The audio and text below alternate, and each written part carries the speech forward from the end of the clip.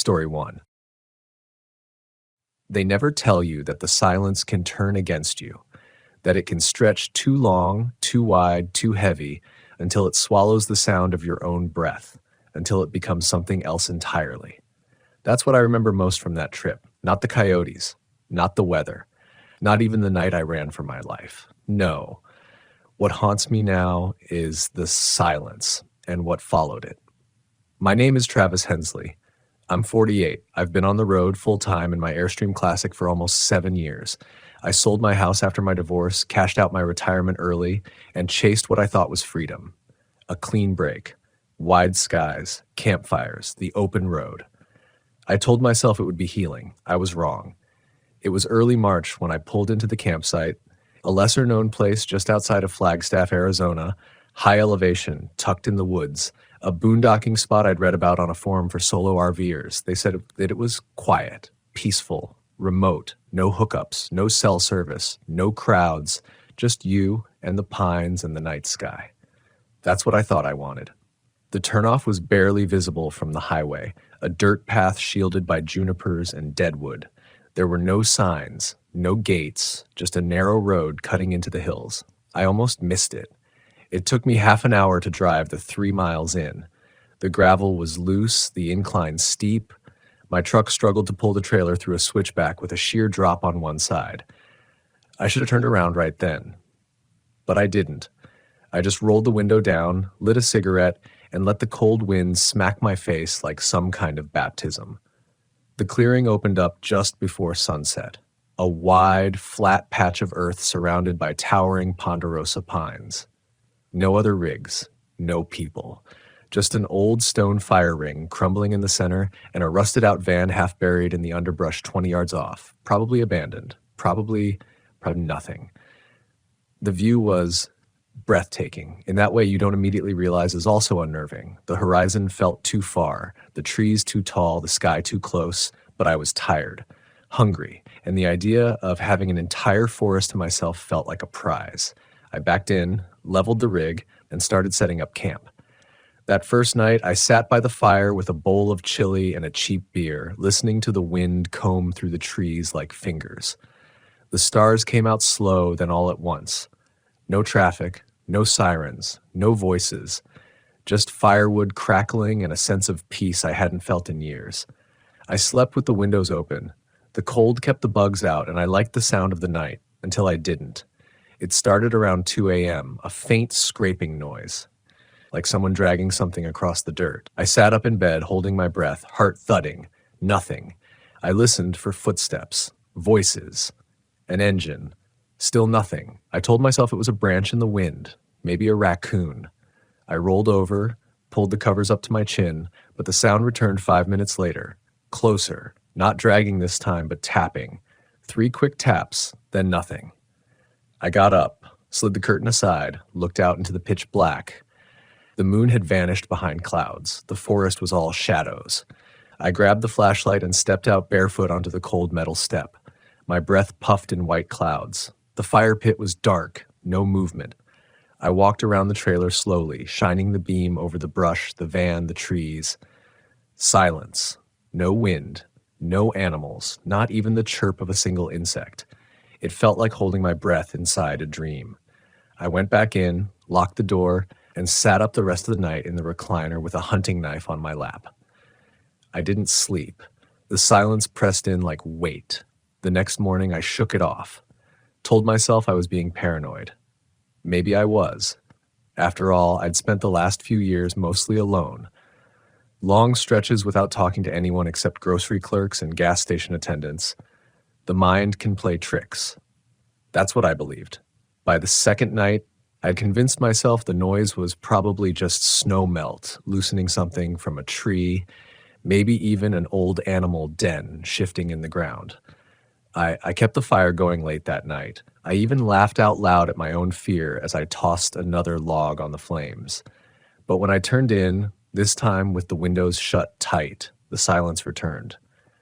And it wasn't empty this time. It was listening. I know how that sounds, but there's something different about a silence that waits. It's not passive. It has an edge.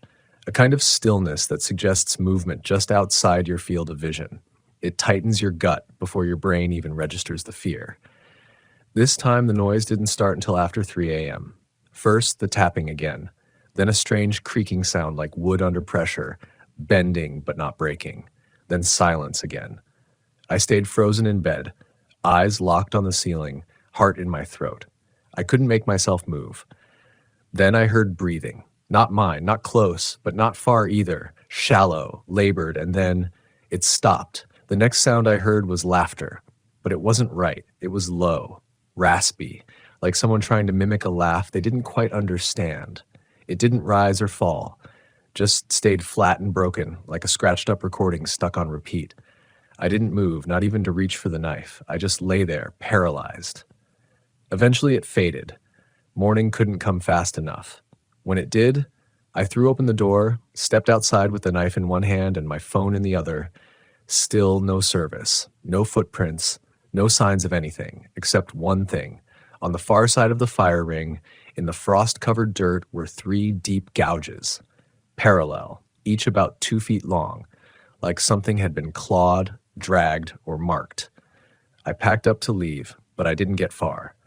A mile down the road, my front tire blew. I skidded into a ditch. When I got out to check, I found the tire shredded, not punctured, not flat, shredded, like it had been slashed by something not made of metal. That was the beginning of what I now understand wasn't just a bad trip, but something worse, something older, something that had been waiting. And now that it had seen me, it wasn't done. Not even close. I sat in that ditch with my hood up, engine cold, the smell of rubber and dust lingering in the dry Arizona air.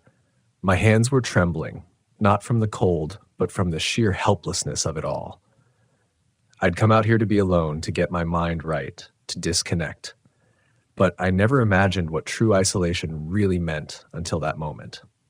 No bars on my phone, no traffic on the dirt road, no signs of life for miles, just the wind whispering through the trees like it had secrets it wasn't ready to share. I changed the tire slowly, checking every few minutes over my shoulder. I don't know what I was expecting to see. Something large, maybe? Something impossible. But there was nothing. Still, the feeling didn't leave me. It just changed shape. Went from fear to pressure, from panic to suspicion. I got back in the cab and stared at the narrow trail ahead.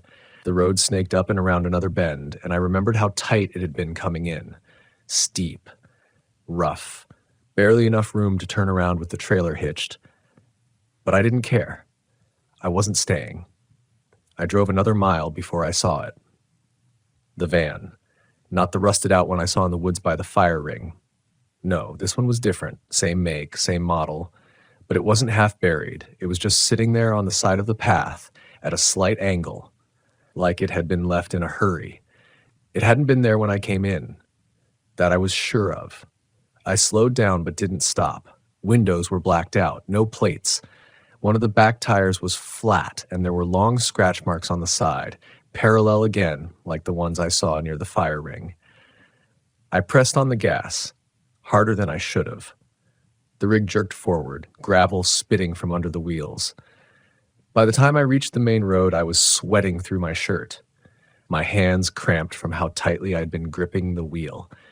And even though I was back on pavement, out of the forest, with miles of sky above me, I didn't feel relief. I felt watched. I drove for an hour before I found a gas station with a payphone. I called my brother back in Oregon, told him I was heading north, that I might stop by, but I didn't tell him why, because I didn't have words for it yet, because saying it out loud would make it real.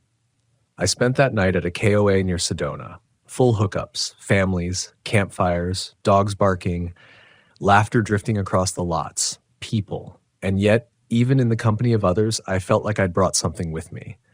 That night, I parked under a tall floodlight near the main office. I didn't cook, didn't sit outside. I just locked every door and window and stayed up again. Knife in my lap, TV on mute. Around midnight, it started again. A low creak. Not from outside, from inside the rig. The kind of sound metal makes when it's being bent.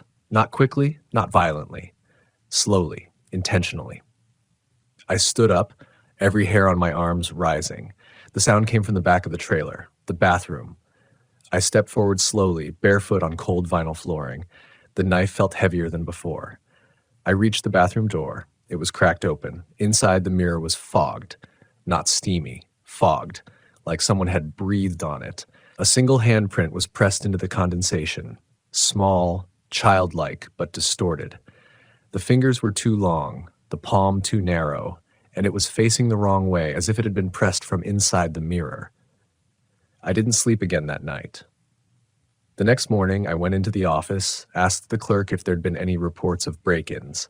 She gave me a weird look. "Nope," she said. "We've got cameras, though. Didn't see anything on them." I thanked her, smiled, went back to my trailer, and drove straight out of that KOA without dumping tanks or filling up on propane. I was done. Done with the road, done with camping, done with the silence and the woods and whatever the hell I had invited into my life. But you don't just leave that kind of thing behind. It follows. I made it to Oregon 3 days later. My brother let me park in his driveway. I stayed in the trailer, though.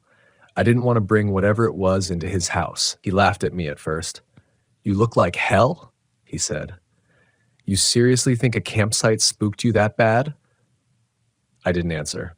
Just looked him in the eye, hoping the look on my face would say what I couldn't.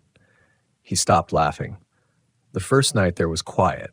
The second night his dog wouldn't come near my rig. Just stood there at the edge of the driveway, growling low, ears flat, staring at the rear window like it expected something to come out. On the third night, I heard it again, the tapping. Only this time it wasn't outside. It was on the inside of the cabinet above my bed. 3 soft taps. Then silence. I sat up, knife in hand, opened the cabinet slowly. Nothing inside but a flashlight and some maps. But the tapping continued, now from the bathroom again. This time, I didn't move. I just spoke. "I know you're there," I said. "I don't know what you are. I don't know what you want, but I'm not afraid of you." The tapping stopped. And for the first time in days, the air inside the trailer felt lighter. Not normal. Never that again, but lighter. I told my brother I was selling the rig, that I was done, that I needed to stay grounded for a while, and I did. I moved into a rental in town, sold the Airstream to a retired couple from Idaho. They were excited, asked me all kinds of questions, where I'd been, what I'd seen, if I had any favorite secret spots. I told them no, said I stuck to state parks mostly, kept to myself. And then, just as they were pulling out of the driveway, the woman leaned out the passenger window and said something I'll never forget. She smiled wide, looked up at the trailer, and said, "Feels like it has a soul, doesn't it?" Her husband chuckled. "Yeah, like it's been watching people all these years." They drove off waving. I watched them disappear down the street, and I swear to you, just for a second, as the sun caught the back window of the trailer, I saw a shadow move inside. Something tall, something waiting. I didn't sleep that night. I sat on my front porch with the lights off, a blanket around my shoulders, listening to every whisper of wind that passed through the neighborhood like it might carry something back to me, something I wasn't supposed to leave behind. The silence felt different here, suburban, safe. But I'd learned that safety is a fragile illusion. It shatters easily, even under porch lights and backyard fences. A week passed, then 2. No strange noises, no handprints, no dreams. I started to believe it was over, that maybe I'd imagined more than I'd realized, that maybe the stress of too many lonely nights and too many quiet miles had finally boiled over into paranoia. But then I got the call. It was a man named Lewis calling from Idaho, the husband who'd bought my trailer. His voice was tight, low, like he was trying not to let someone else hear him. "Travis," he said, "sorry to bother you, but did anything strange ever happen in this trailer?" I felt the blood drain from my face. "Why?" I asked, already knowing I didn't want the answer. There was a long pause. Then he exhaled sharply. "It's probably nothing. Just my wife's been hearing noises at night. Thought it was an animal. We're parked near Lake Cascade. But last night, she said she saw a kid outside the window. Pale, small, just standing there, not moving. I checked. There was nothing. No footprints, no one around. Just silence." Another pause. And this morning, he added, I found 3 deep scratches on the side, like claws or something. Didn't look like any bear I've ever seen. I'm probably overthinking. I just figured I'd ask. I didn't know what to say. I wanted to help him, warn him. But how do you explain something like that without sounding insane? Lewis, I said carefully, you need to get out of that trailer. I'm serious. Right now. Drive to the nearest town, find a motel. Stay there. Come on, man, he chuckled nervously. You think it's haunted? I don't know what it is, I said, but I know it doesn't stop when you leave the woods. He was quiet after that, said he'd talk to his wife, thanked me, hung up. I never heard from him again. I tried calling a few days later. No answer. I searched the Idaho local news. Nothing. But that didn't make me feel better. Because deep down, I knew some things don't make headlines. Some things vanish between the lines of what we're willing to believe. The darker side of camping, the side that doesn't get posted on travel blogs or YouTube vlogs, is the side most people don't come back from. At least not all the way. I thought staying in town would keep me safe. I was wrong. It started small, missing time. I'd look up from reading a book and 2 hours would be gone. My coffee would be cold, my clock blinking 3:33. Always 3:33. Then came the dreams, vivid, tangled, not quite nightmares, but close.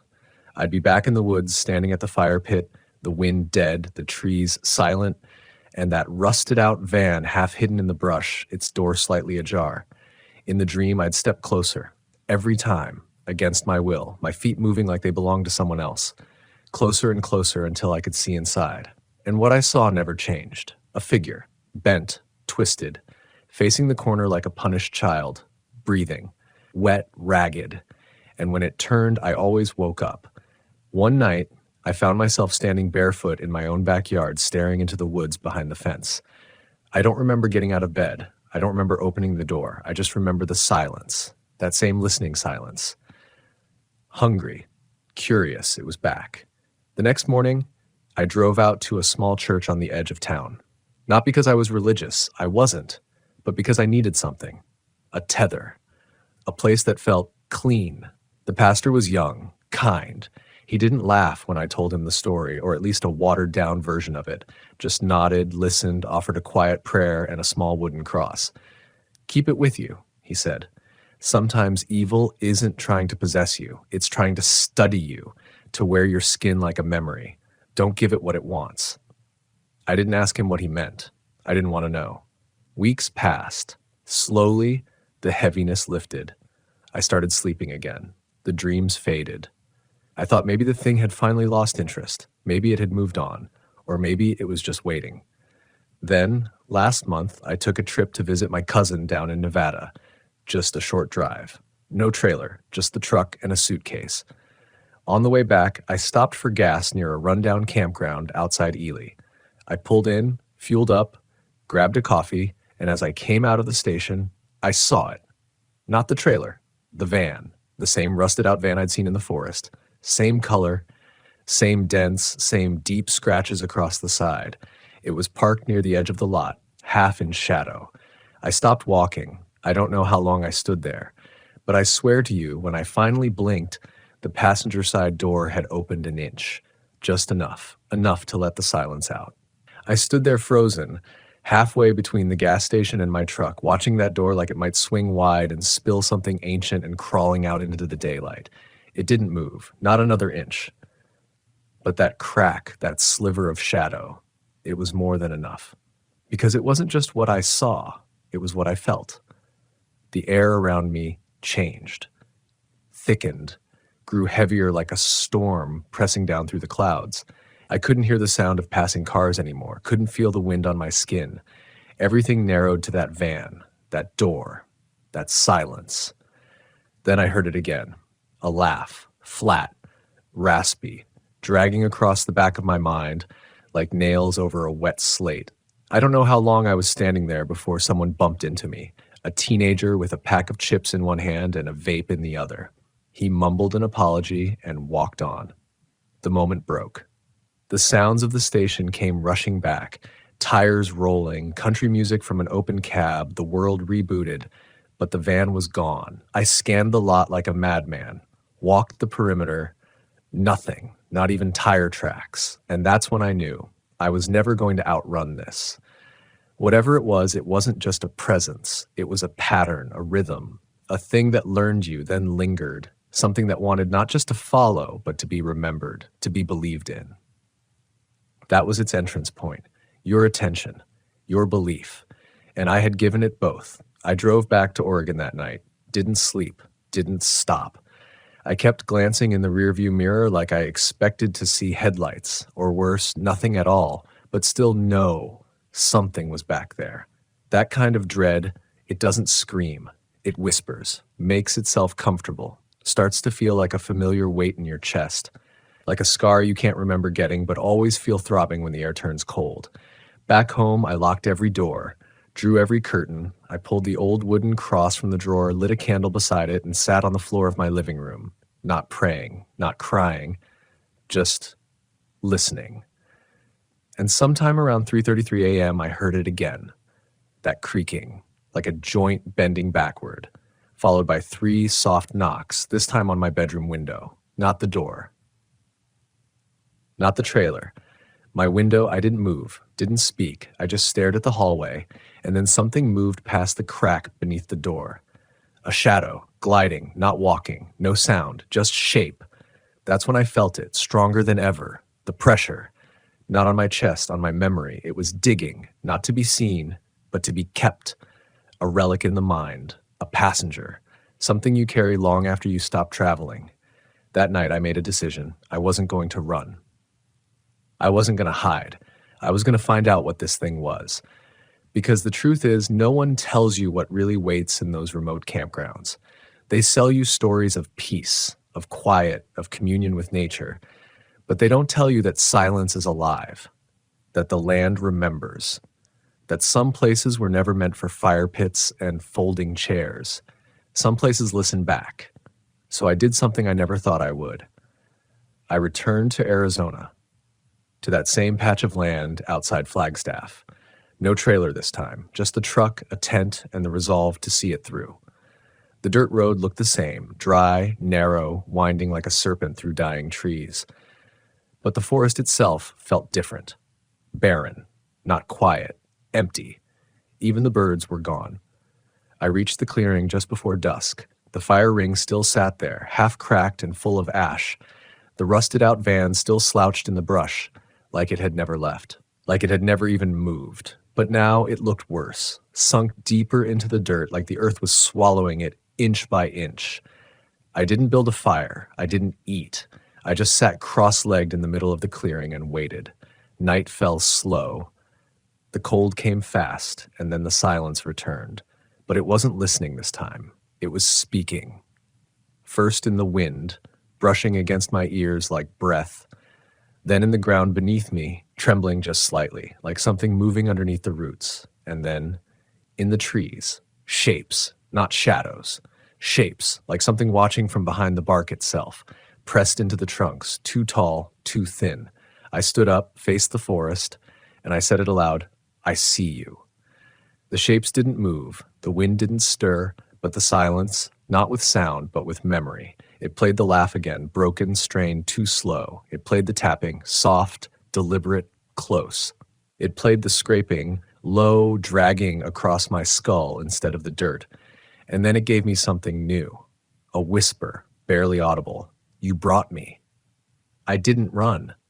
I didn't scream, because it wasn't threatening me. It was thanking me. That's when it hit me. This thing didn't attach itself to the trailer or the woods or the van. It attached itself to witnessing, to acknowledgement, to memory. It survived through us, those of us who wander too far into the quiet, who listen too long, who pay attention to things we shouldn't. And now I've given it what it wants most. You, your ears, your thoughts, your belief. If you've made it this far, if you've felt it creeping in the corners of your room tonight, if the silence suddenly feels heavier, then maybe you've heard it too. Maybe it has heard you. I don't expect you to believe me. In fact, I hope you don't.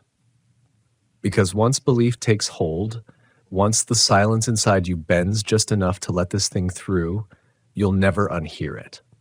Never unfeel it. It won't need to appear in your dreams or scratch at your windows.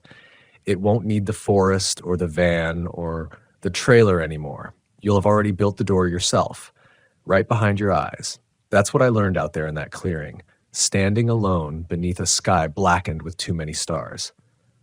There are things older than fear, quieter than death, hungrier than time, and they live where we least expect them, inside the folds of comfort, in the pause between footsteps, in the space just after someone says your name but before you answer.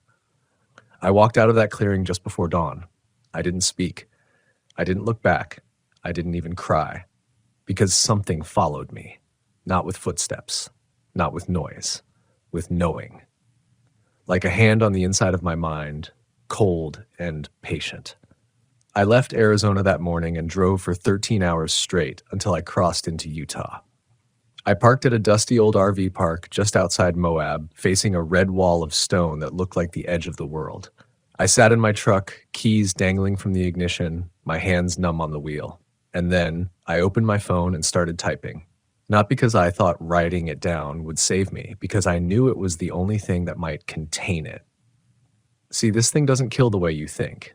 It doesn't chase you through the woods or possess your body like some bad horror movie. It waits. It wears.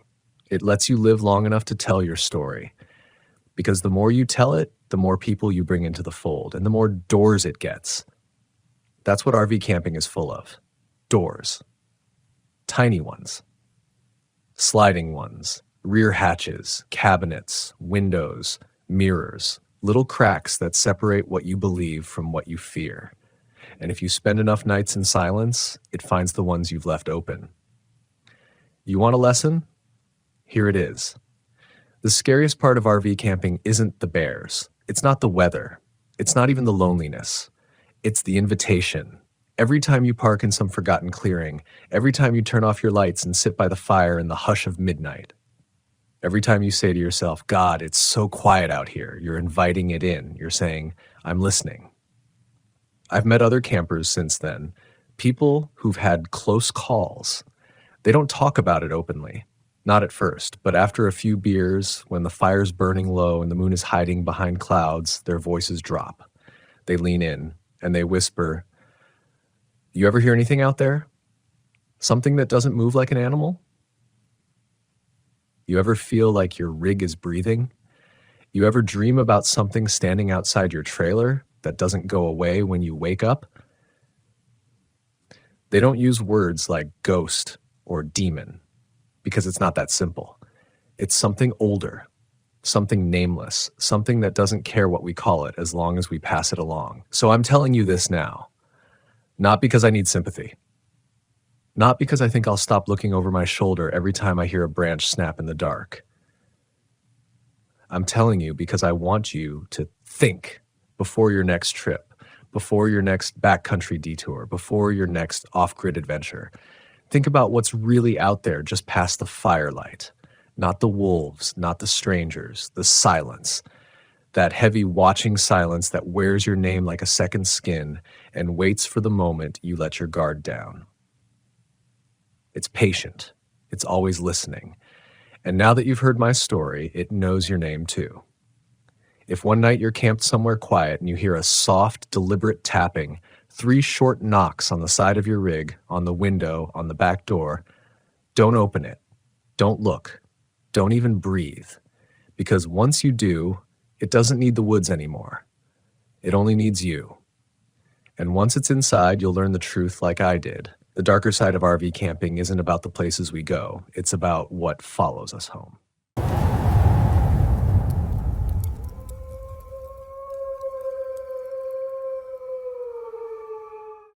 Story 2. I hadn't planned to come back. That much I know. Even as I crossed into Mono County, my hands trembling on the steering wheel, I told myself it was just a detour, a long, impulsive loop off the main road, something to get out of my system. But that's a lie. You don't return to Bodie by accident. You don't make it this far out, off pavement, off grid, into a graveyard of glassy silence unless something's pulling you, unless something's been waiting. It was early September when I made the turnoff from 395. My RV rumbled over washboard roads, tires kicking up a veil of fine yellow dust that coated the windshield and gathered in my throat. A late summer sun hung unnaturally bright in a white sky, and the sagebrush blurred by like I was driving through memory instead of space. I didn't play music. I didn't call anyone to say where I was going. I hadn't even packed for a trip. It was like I woke up one morning and body had already decided for me. I don't know what I expected to see. The town looked the same, preserved in that brittle glass case way of all state historic parks, leaning wooden facades and rusted mining relics, window panes covered in dust so thick it dulled your own reflection. But there's something about Body that doesn't freeze the way other ghost towns do. Something about the way the wind moves through the collapsed buildings, how it sounds like someone trying not to be heard, and there was no one else there. No park rangers, no tourists, no signs or gates, not anymore. It should have bothered me, but it didn't. I parked just outside the old church, the one with the broken steeple. Stepped out and let the silence settle around me. That smell hit me first. Dry pine, rusted metal, and something colder underneath, like the wind had passed through a crypt before it touched your skin. I looked back at the RV. The door hung open. A stupid detail, but I remember it clearly. I hadn't left it that way. Still, I didn't close it. Didn't unpack either. I just walked. The air felt thinner up there than I remembered. Not oxygen thin, but hollow, like sound and breath and even thoughts had more space to echo than they should.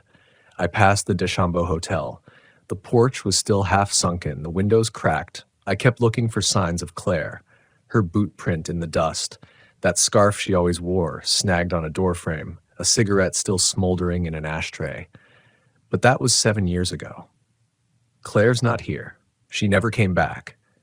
Still, I thought I heard her voice, just for a moment. Not a word, not even a whisper, just the shape of her laugh, pulled apart by wind and memory. And I followed it, because I was tired of pretending she wasn't the reason I came. The path behind the Standard Mill had overgrown. No ranger would have let me back there last time. Too dangerous, they said. Loose boards, open shafts, unstable beams. But today, there was no one to stop me, and the boards were gone, as if they'd never been there. I stepped over collapsed fences and rust-eaten tools, brushing cobwebs from my sleeves. The ground crunched with broken glass and old bones. Some animal, I told myself. Something small. But I didn't kneel to look. I was breathing harder by the time I reached the edge of the cemetery. Not from exertion, something else. A pressure in my chest, like holding back tears for too long. There's a grave there. No marker, just a wooden stake, half-rotted and leaning. Claire had touched it once. I remember how quiet she got. We didn't speak the whole walk back to the RV that night. I stood over it now, wind pressed against my back, then shifted suddenly, pushing from the front, a cold gust that made the dust swirl in a tight circle around my feet. That's when I noticed. There were no insects, no birds, no sound except the wind. Body wasn't abandoned. It was watching. The light started to change around 4. A kind of bleached gold that makes everything look like it's already a memory. I should have left then, should have gotten back in the RV and taken the hell off that dirt road. But instead, I set up camp. Right there. No ranger to tell me no, no sign to forbid it. I parked the RV facing the mill ruins, locked the doors, pulled the blinds, and waited. There's a particular silence that only exists in places the living have forgotten. It's not the absence of noise, it's the presence of something else. That night, I sat on the bed, drinking from a half-warm thermos, and listened to it. I tried not to think about Claire's last night in Body, how she'd woken me up, barefoot and shaking, eyes wide like she'd seen something that broke her, how she kept whispering, "It knows," over and over until her voice gave out. I tried not to remember how we left before dawn, without packing, without speaking, without even looking back. Or how, just months later, Claire stopped returning my calls altogether. I should have listened more, should have asked. But I think some part of me was scared that if I asked, I'd believe her. Now I don't have to ask. That first night, I didn't sleep. Not because I was afraid, because I was home. The wind never stopped. It whispered along the RV's seams, testing the seals like fingers sliding under a door. I could hear creaks, timed wrong for the settling of metal, sharp ticks from inside the cabinets, a groan from the undercarriage as if something had climbed beneath, and then footsteps, soft, deliberate, gravel crushed slowly under heel, pacing, not around the RV, on top of it. I held my breath. Every muscle went taut, but I didn't move, didn't even blink, because deep down I'd expected this. I hadn't come to escape body. I'd come back because it never let me leave. I don't remember falling asleep, only the transition, slow, like slipping under dark water. 1 minute I was staring at the ceiling, listening to the weight shift above me. The next I was waking up to that same sound, only now it was coming from inside. The RV creaked, the kind of low groan that shouldn't happen unless someone heavy was moving across the floor. But the floor didn't move. Nothing did, except my breath. Ragged now, and the tiny tremor in my fingers as I reached for the flashlight. I didn't turn it on. Something about that felt final. Like once I saw it, whatever it was, I wouldn't come back the same. And somewhere in the back of my mind, a part of me wanted that, because I didn't come here to stay the same. I laid still for what must have been hours. The footsteps never returned. But that sense of pressure didn't ease. Like the air in the RV had grown thicker, pushing against my skin, slowing my thoughts. When light finally came, washed out and gray like dawn had been filtered through grief, I stepped outside. The ground around the RV was undisturbed. No footprints, no drag marks, just a single black feather resting on the aluminum step. Crow, maybe raven. But I hadn't seen any birds since I arrived. I didn't touch it. Instead, I walked back toward the town. The wind had dropped. It felt unnatural, too still. As if Bodhi had paused to study me. Buildings leaned in strange directions, not sagging with age, but twisted, as if pulled by unseen hands in the night. I blinked hard. Once, twice, no. They were normal again. Still, I felt watched. Not just watched, recognized. Like something inside this town had been waiting for me to return. And now that I had, it was trying to remember the shape of me, trying to put the pieces back together. I passed the schoolhouse. Its windows were clouded, but I swear I saw movement inside. Not a person. Not exactly. Just something. A shift, a blur, a shadow cast from the wrong direction. I didn't go in. I kept walking past the row of miners' cabins toward the edge of the graveyard again. The unmarked stake was gone. In its place was a depression in the dirt, freshly sunken, like something had been dug up or climbed out. I should have turned around then. Instead, I stood at the edge, trying to understand the pull in my chest. The way my heart kept fluttering, like it wasn't sure if it wanted to race or stop. That's when I heard her. Claire. A sound, soft and half-spoken, rising on the wind like it had been waiting behind every gust until now. Just one word. Why? I spun. No one there. But I felt it. Warm breath on my neck, already gone before I could react. It wasn't the town that scared me in that moment. It was the guilt. Because I didn't know how to answer her. I didn't know why I left her here. Why I let her carry it alone. Why I couldn't save her. Or maybe I did know. Maybe I'd always known. Back at the RV, the feather was gone, and something had moved inside. I could smell it the second I opened the door. Damp wood, turned soil, and something sweeter. Like lilies left too long in the heat. Every cabinet was open, drawers pulled halfway, nothing taken, just exposed, like someone or something had been searching for a memory they couldn't quite hold. There was a note on the counter, my handwriting, but I hadn't written it. Stay through the third night. That's when it shows itself. The ink had bled, warped by moisture. No rain, no leak, just warped. I stood there for a long time, trying to remember if I had written it years ago. Maybe during our last trip, maybe in one of those blurred hours between panic and silence. But I couldn't remember the third night. Only that we never stayed for it.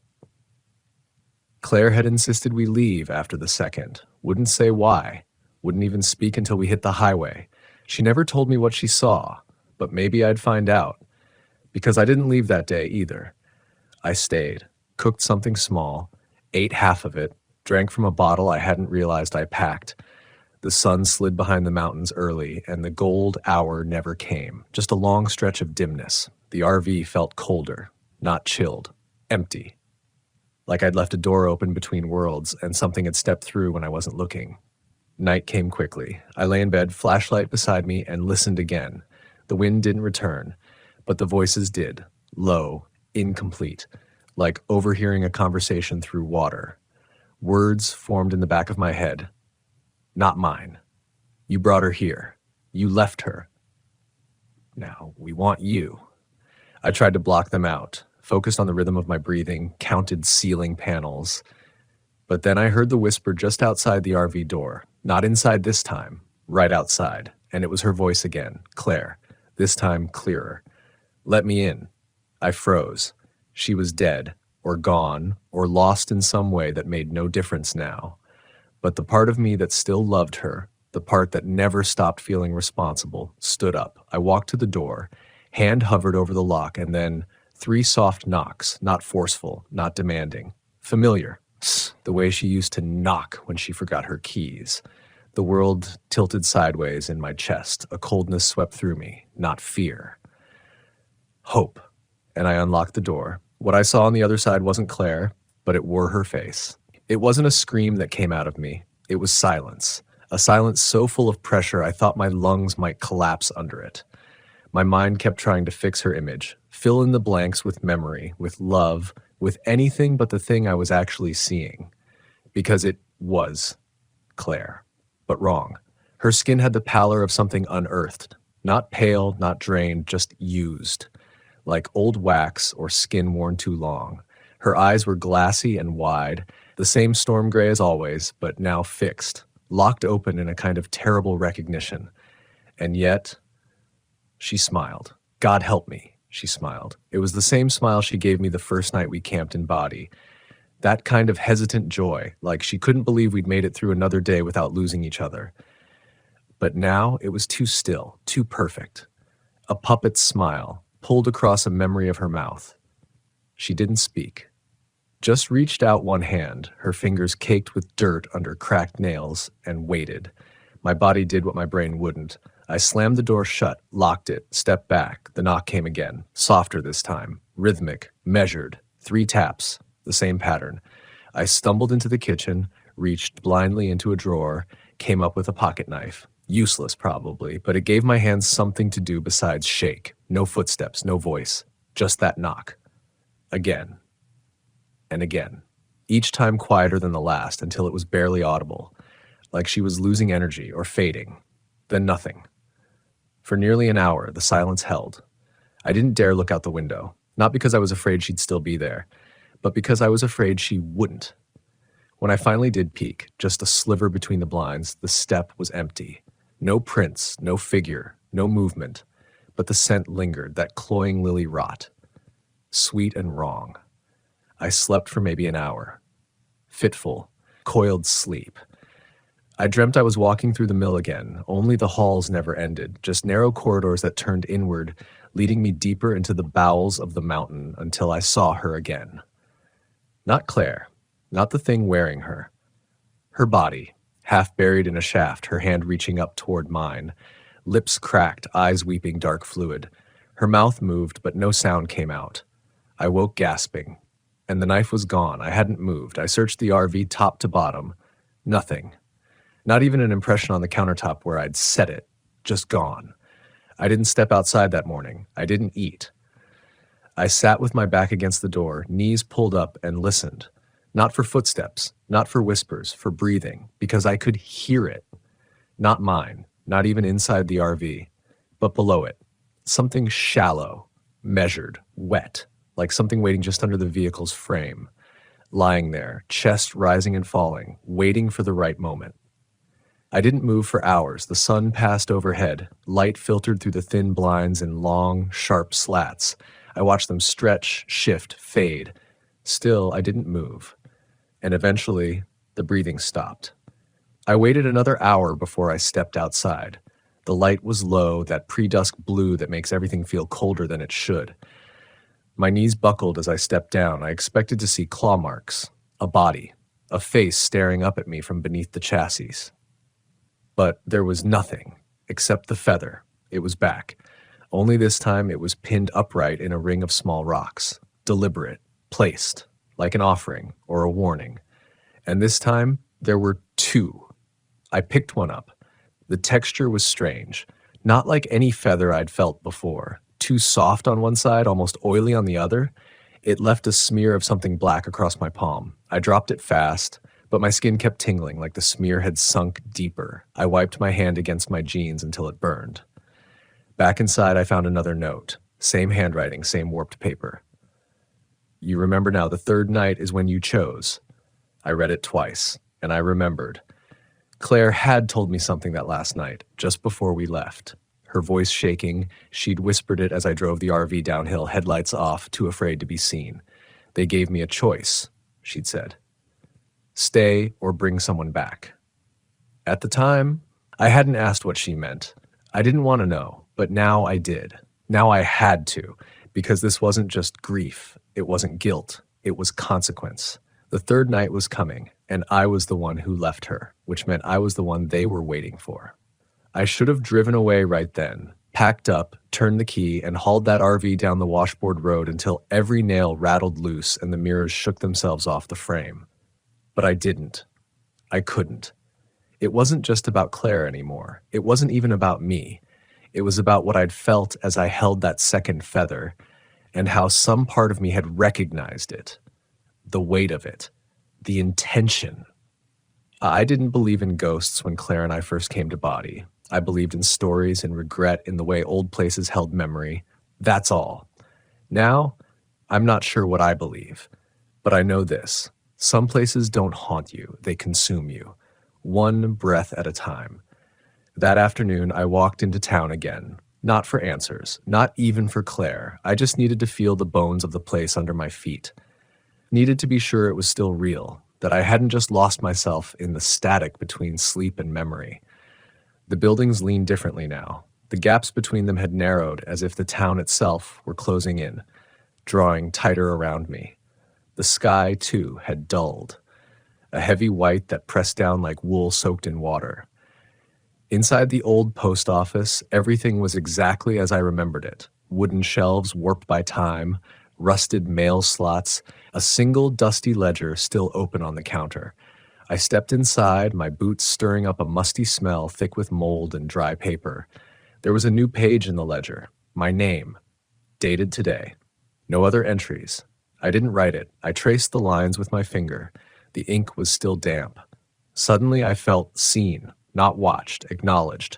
I wasn't a visitor anymore. I was part of the record. That's when I noticed the reflection. In the glass behind the counter, a figure, faint, standing just behind me. I turned. No one. But the space held the shape of something, a breathless absence, a cold pocket of air that didn't belong. And then I heard it, soft, dragging footsteps somewhere nearby. Not outside, not above, below. The floorboards were separating just barely, enough for sound to rise up. There was something beneath Body. I backed out of the post office slowly, not running, not yet. But I didn't go back to the RV. Instead, I followed the sound, past the mill, beyond the graveyard, to the collapsed entrance of the mine shaft that Claire and I had once dared each other to peer into. I remember how she'd shuddered, said it felt like the ground was breathing down there. It was open now. Not collapsed, not blocked, just a dark wound in the earth, waiting. I don't remember climbing down. Just the feel of the ladder's iron rungs under my hands, cold and wet like tongue-slick metal.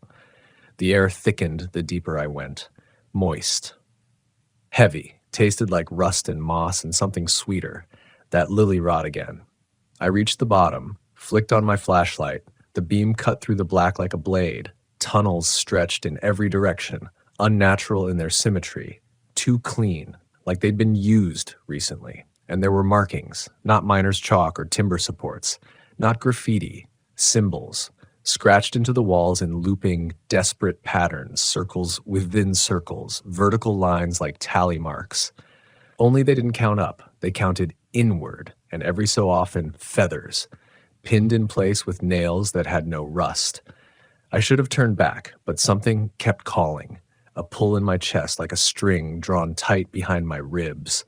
I followed it, and that's when I found her, Claire, sitting against the wall at the end of one narrow tunnel, still, head tilted, hands folded in her lap. She didn't look up when I approached, didn't speak, but her chest rose and fell, barely. She was breathing, alive, or something like it. Her face was slack, skin pale and glassy, eyes half-lidded. I knelt beside her. "Claire," I whispered, her lips parted slow like cracking dry earth, but the voice that came out wasn't hers. "We didn't want you," I froze. "She chose you." Claire's head turned toward me. Bones creaked beneath skin. "So now you choose." The flashlight flickered. My breath caught. Claire's eyes rolled upward. I saw what was behind them. Nothing. Not madness. Not possession. Not even pain. Just void. Whatever had been Claire, it was gone. Whatever wore her was waiting. "One leaves," the voice said through her mouth. "One stays." And I understood. It was the same choice they'd given her. She stayed. I left. Now it was my turn, and somewhere beneath the terror, beneath the grief and the guilt, a darker thought began to bloom. What if I stayed? What if I belonged here now? I don't know how long I knelt there. Could have been minutes, could have been days. Time was different in that tunnel, slower, stretched, like each breath took an hour to pull in and even longer to let go. Claire's body didn't move, not until I did.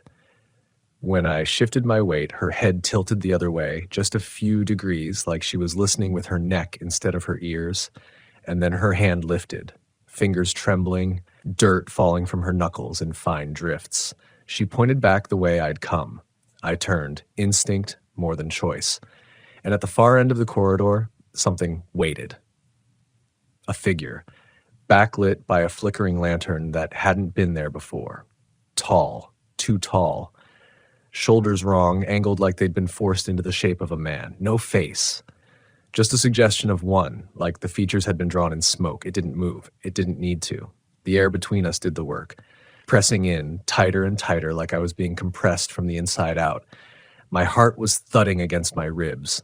Not fast, just loud, like it was echoing through the tunnel, calling to something.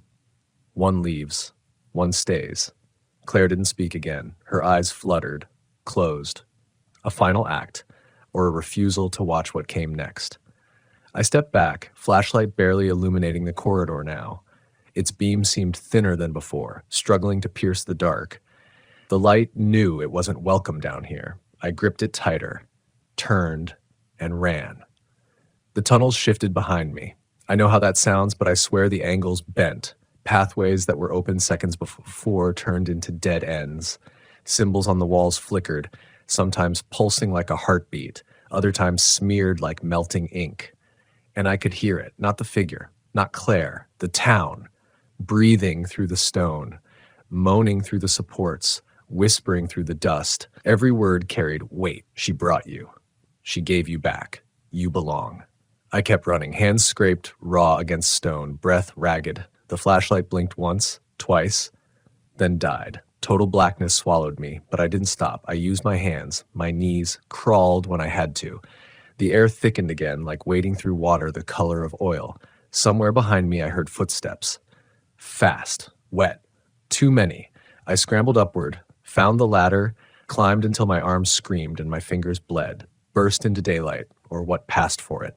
The sun was low, sky heavy. The wind had returned, only now it sounded like laughter, mocking, familiar. I turned in a full circle, expecting to see the RV. It was gone, vanished. Only drag marks in the dirt remained, leading away from where I'd parked. Tracks deep, like something much heavier than a vehicle had pulled it. I stood there, alone, breathing hard. No Claire, no sign of anyone. Just body, still, silent, and satisfied. I wandered the streets in a daze. The buildings were closer now, crowding in around me. Every window held a reflection that wasn't mine. Every doorway opened just a little wider as I passed. I tried to scream, to curse the place, to cry, but I'd made my choice. I'd come back, and the town had accepted my surrender. That night, I built a fire in front of the chapel, sat on the steps, listened to the wind tear through the rafters like a choir gone mad. I didn't eat, didn't drink. just waited. Because I knew now what Claire had known back then. Body isn't haunted. Body is the haunting, a living, breathing thing that feeds on memory, on guilt, on the lies we tell ourselves to sleep at night. It let me leave once, let me carry the story back into the world, spread its name, plant the seed, and now I'd come home. But here's the part I can't stop thinking about. The choice? It was never really mine, just like it wasn't Claire's. The town gives you the illusion of choice. So you'll come willingly. So you'll open the door yourself. That's the trick. That's the trap. And I see it now, clear as the moon above me. Body doesn't need to chase you. It waits. Because it knows you'll come back. I don't remember lying down, but I woke on the church steps, cold and stiff, with a thin layer of ash coating my shirt. The fire had burned out sometime in the night, what little heat it offered now gone, swallowed into the dirt like everything else out here. My first breath felt wrong, like inhaling through a wet rag soaked in mildew.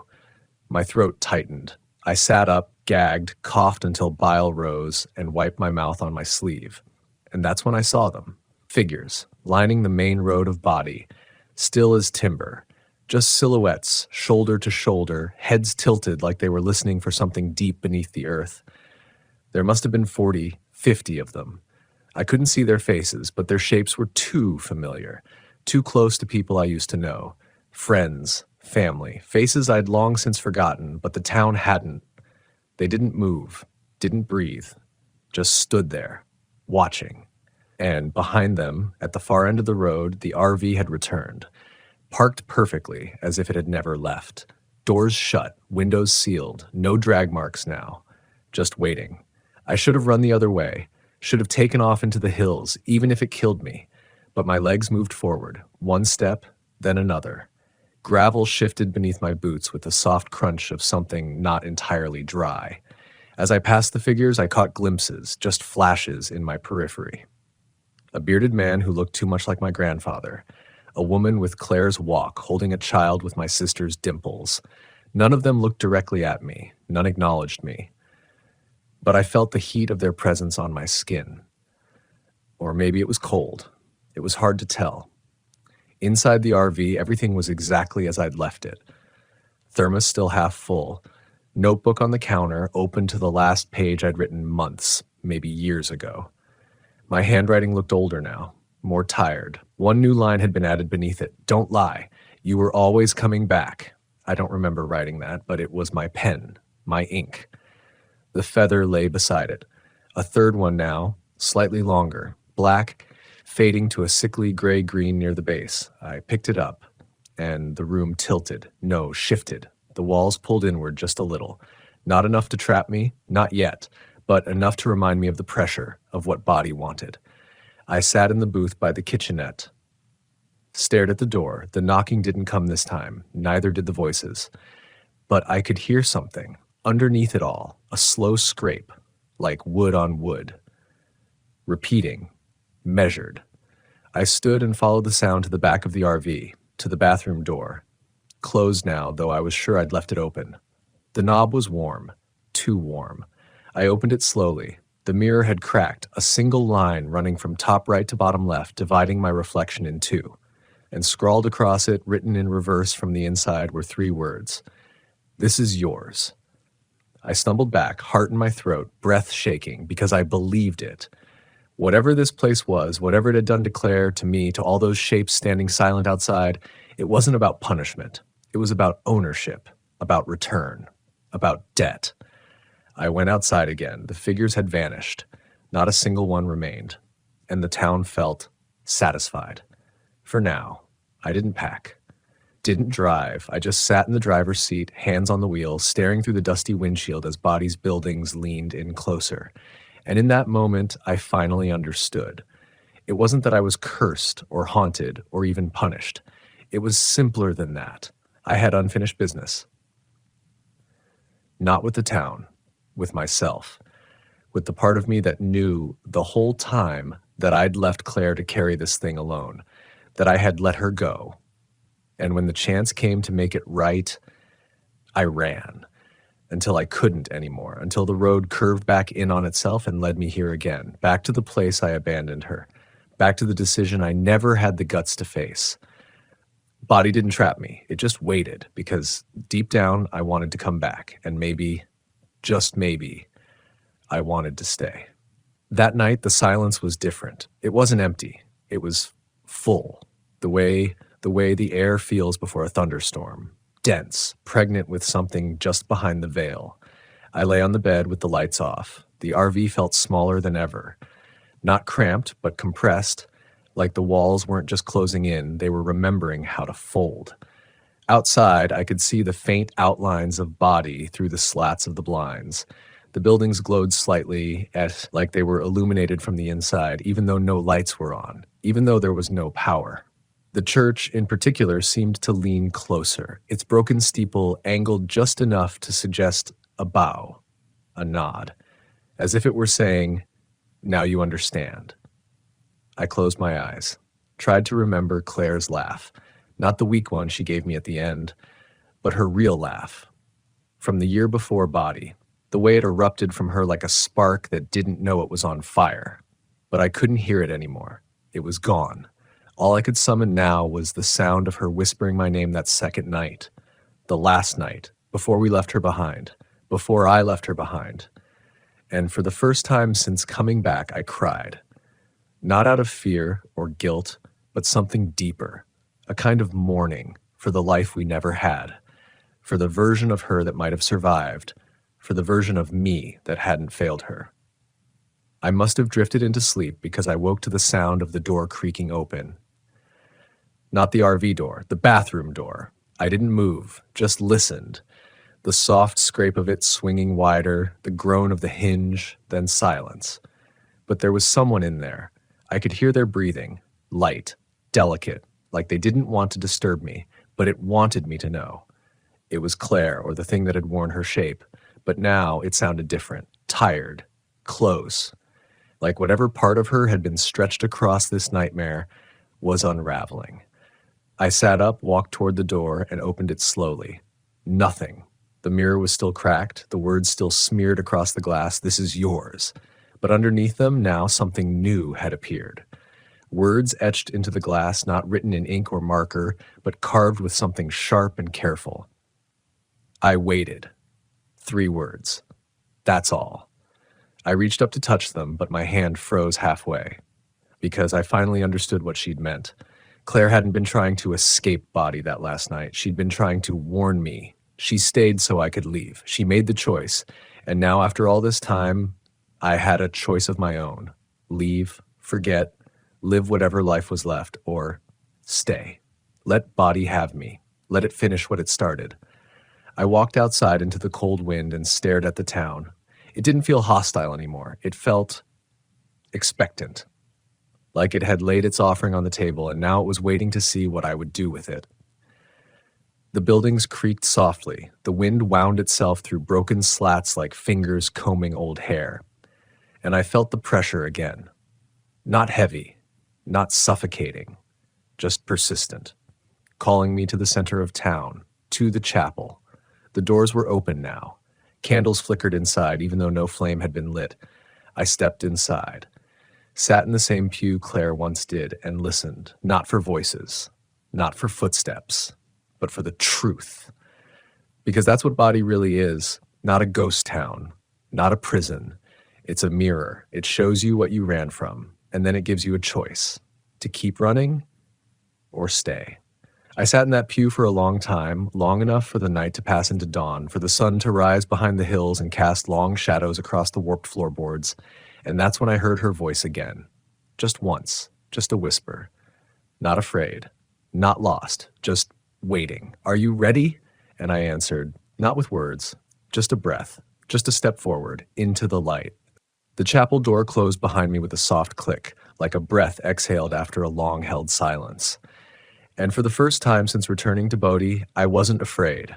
Not of the town, not of the things I'd seen, not even of what came next, because I finally knew where I was meant to be. The light filtering through the broken stained glass window was gray and warm all at once, unnatural but not unwelcome.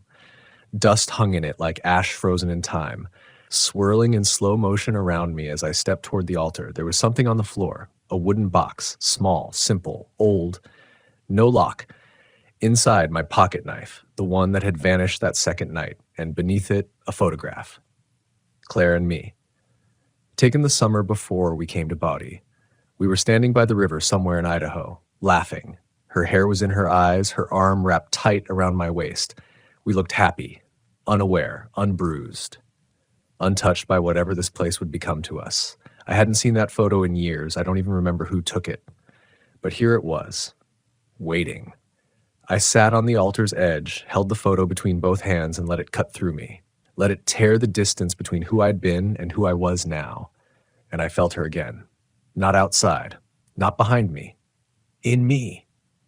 Like she'd never really left, like this was the final breath she'd saved. The door behind the altar creaked open. There was no one there, just a narrow stairway descending into the dark. Stone walls, feathers on each step, one for every year I'd been away. I walked down slowly, deliberately. Each step felt heavier, not with fear, but weight. The weight of acceptance, of surrender, of stepping fully into the place I'd tried to escape in my memory for too long. And when I reached the bottom, there was nothing. No figure, no shadow. Just a wide, circular chamber carved into the bedrock. Candles lined the walls, all lit. In the center, a wooden chair facing the opposite wall where something was carved deep into the stone. Words, dozens of them, names, phrases, please, one line repeated over and over, someone must stay. I sat in the chair, and I waited. The walls didn't close in, the light didn't fade, no hands reached out to grab me, no horrors unfolded, just silence. And then a feeling, subtle at first, like a warmth rising through my chest and up my neck. Not painful, just total. The sense that something remembered me, something older than the town, older than guilt, older than grief. Something that didn't just haunt Bawdy, it was Bawdy. A memory that fed on memory. A hunger that only recognized the ones who refused to forget. I leaned back in the chair, closed my eyes, and let it in. Sometimes when the wind shifts just right through Mono County, you can hear a sound that doesn't belong. Not a scream, not a voice, just a knock. 3 soft knocks on an unseen door, and then a whisper. Let me in. But by then it's too late, because if you've heard it, it already knows you. You might drive past the Bawdy turnoff and never look twice. Might think it's just another ghost town, another shell of a boom that went bust. But if you've ever been there, if it ever let you go, you're not free. Not really. Because Bawdy doesn't chase. It waits. And when it's your time, when the air goes still and the light feels just a little too faded, you'll remember you promised to come back. And Bawdy, it always remembers who belongs to it. Even after death, especially after.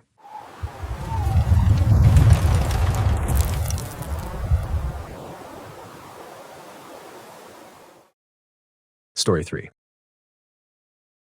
They say some places remember the people who walked them, that they echo what was built and lost, holding it all just beneath the trees. I never believed that sort of thing, not until the Sierra took us somewhere no road should have ever led. I'm Nate, 46 years old, retired Navy mechanic, and after decades of traveling the world's oceans, all I wanted was a quiet life.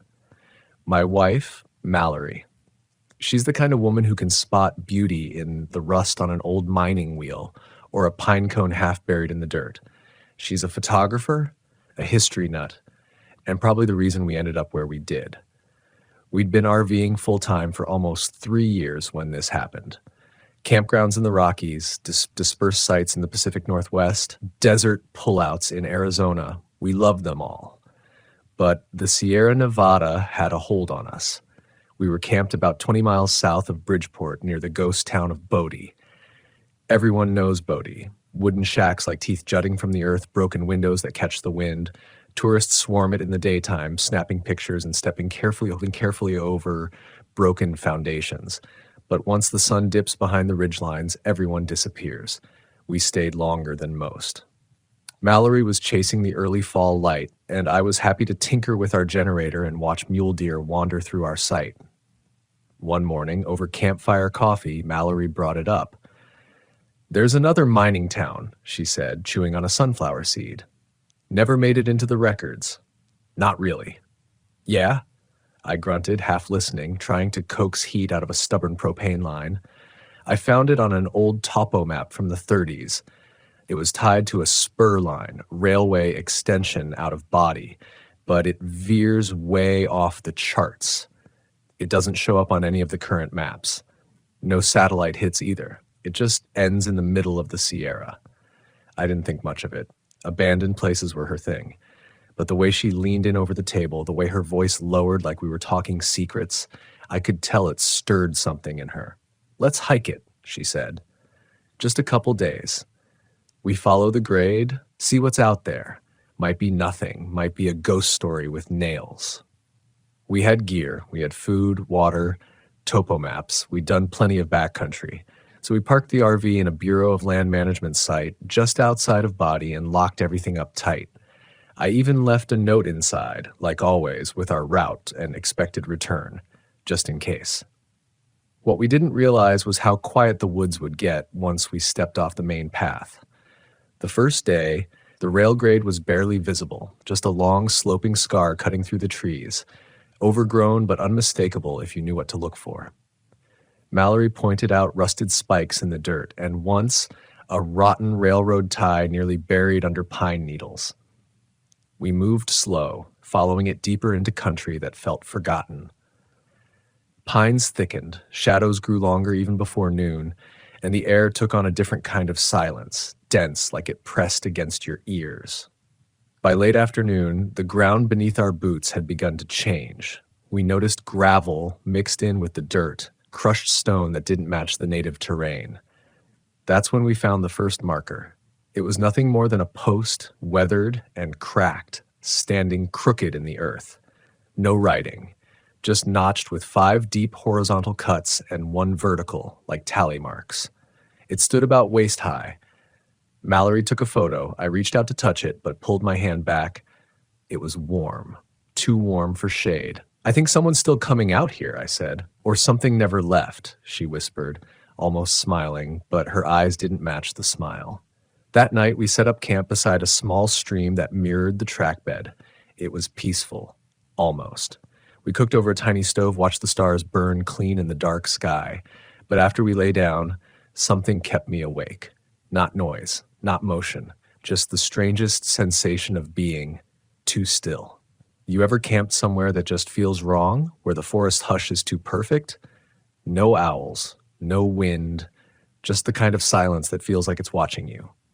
Around 2 a.m., I woke up, not from a sound, but from absence. I realized I hadn't heard Mallory breathe in a while. I turned toward her, heart jumping. She was gone.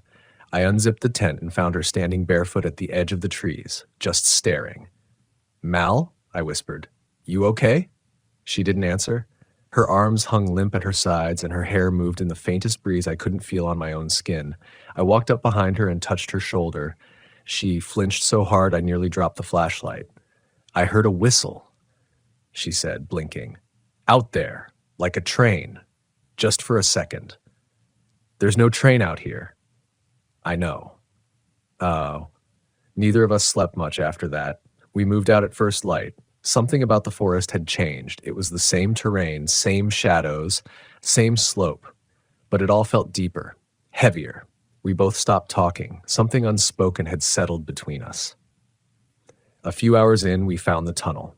It was blasted straight through a ridgeline of granite, maybe 50 feet deep, black as coal on the inside. The wood beams lining it had rotted away, leaving behind jagged scars where they'd once been bolted. But what chilled me, what really caught in my chest, was the faint scent drifting from inside. Not death. Not animals. No, it smelled like oil. Like the mechanic bays I used to work in. Fresh. Recent. "I don't like this," I said. "Just a look," Mallory insisted. "It could be a shelter for wildlife. We don't have to go far." We stepped inside, flashlights casting long shadows on the stone. The moment we crossed the threshold, it felt like the air thickened. My light flickered once, then steadied. Mallory's did the same. Halfway through, I noticed something on the wall. Words. etched into the granite like someone had taken a chisel to it long ago. They work beneath the root. They never left. I froze. "Mal," I said, "we need to turn back." But she'd gone ahead, light vanishing around a bend in the tunnel's curve. I called her name once, twice, no answer. I ran. When I reached the end of the tunnel, the forest on the other side was different, not in the way you notice right away. It looked the same, pines, dirt, a slant of sun filtering through the canopy, but the trees were straighter, too straight, uniform, like someone planted them in rows. And then I saw her, standing in the clearing beyond, staring at something I couldn't see, her shoulders trembling. I walked toward her, my steps loud on the dry ground. She didn't turn around until I put a hand on her back. "What is this place?" she whispered, and that's when I saw it. Through the trees, not 50 yards ahead, was a town. A perfect, silent town, tucked into the folds of the Sierra, like it had been waiting for us all along. It looked like a company town, the kind built fast and functional to serve a purpose, not a population. 20, maybe 30 buildings, all of them intact. Not crumbling ruins, not clap-slapped frames with moss-eaten siding. These structures were perfectly preserved. Fresh painted trim, windows still glassed, wooden sidewalks clean of debris, like the last shift ended yesterday and everyone just left. But that wasn't what froze me. What froze me was the power line. It ran like a vein through the trees, climbing from a rusted pole outside the tunnel and stretching down into the town. No sag, no overgrowth, and the line was humming. I turned to Mallory. "Do you hear that?" She nodded slowly. "It's real?" "Yeah," I said, "it's real." We should have left, turned around, retraced our steps, never looked back, but we didn't. Curiosity's a dangerous thing in the wilderness. Mix that with isolation, hunger, and a sense of discovery, and it can get you killed. We walked down into the town like dreamers. The first building we passed was marked with a metal placard that read General Store. Inside, shelves still held cans. Not modern ones. These were unlabeled, sealed tight with wax caps. Dustless. A register sat on the counter, its drawer half open and filled with smooth, round coins I didn't recognize. No faces. Just stamped with a symbol I couldn't place, like a gear maybe, or a sun. Further down there was a boarding house, a small brick post office, and a blacksmith shop. Each one neat, preserved, but sterile, like a movie set built by someone who'd never seen the real thing, only read about it in a fever dream. There were no personal belongings, no photographs, no letters or tools left on benches, no graffiti, no mice, no insects, not even cobwebs. And above it all, humming through the air like a pulse, that faint electric vibration. Who maintains this? I asked aloud. My voice felt wrong here, like it didn't belong. Mallory shook her head. There's no access road, no fuel cache, no equipment, and the air doesn't smell right. She was right. The scent was too clean. No rot, no pine sap, no soil. Just a faint metallic tang like static electricity before a storm. We reached the center of town where a tower stood, old-style wooden construction, likely a water tower once. But instead of a tank, it held a large circular lens mounted on a pivot like a searchlight. Its surface was polished, aimed up into the forest canopy, completely out of place. I stepped close to the base and saw a small plate bolted to the wood. It read, "For the preservation of order." Something shifted in my gut. I looked around. The trees weren't just planted in rows. They'd been trimmed, cultivated, managed. This wasn't abandoned. It was being maintained, just not by anyone I could see. "Do you feel watched?" I asked, and as the words left my mouth, I knew the answer. Mallory nodded. "It's been getting worse since the tunnel." We kept walking, against instinct, against reason. Past the depot, where iron rails vanished into hard dirt, and into a building that looked like it might have been an office. Inside we found papers, ledger books, shelves of them, all filled with names. But the names weren't normals and lasts, just initials and dates, rows and rows. JH, 8/17/1883, 9/01/1814, 1883. And next to every name, a number. Always 3 digits, always climbing. Mallory flipped through one book after another. The pages went into the early 1900s, then Nothing. The final entry was dated 9/19/1909.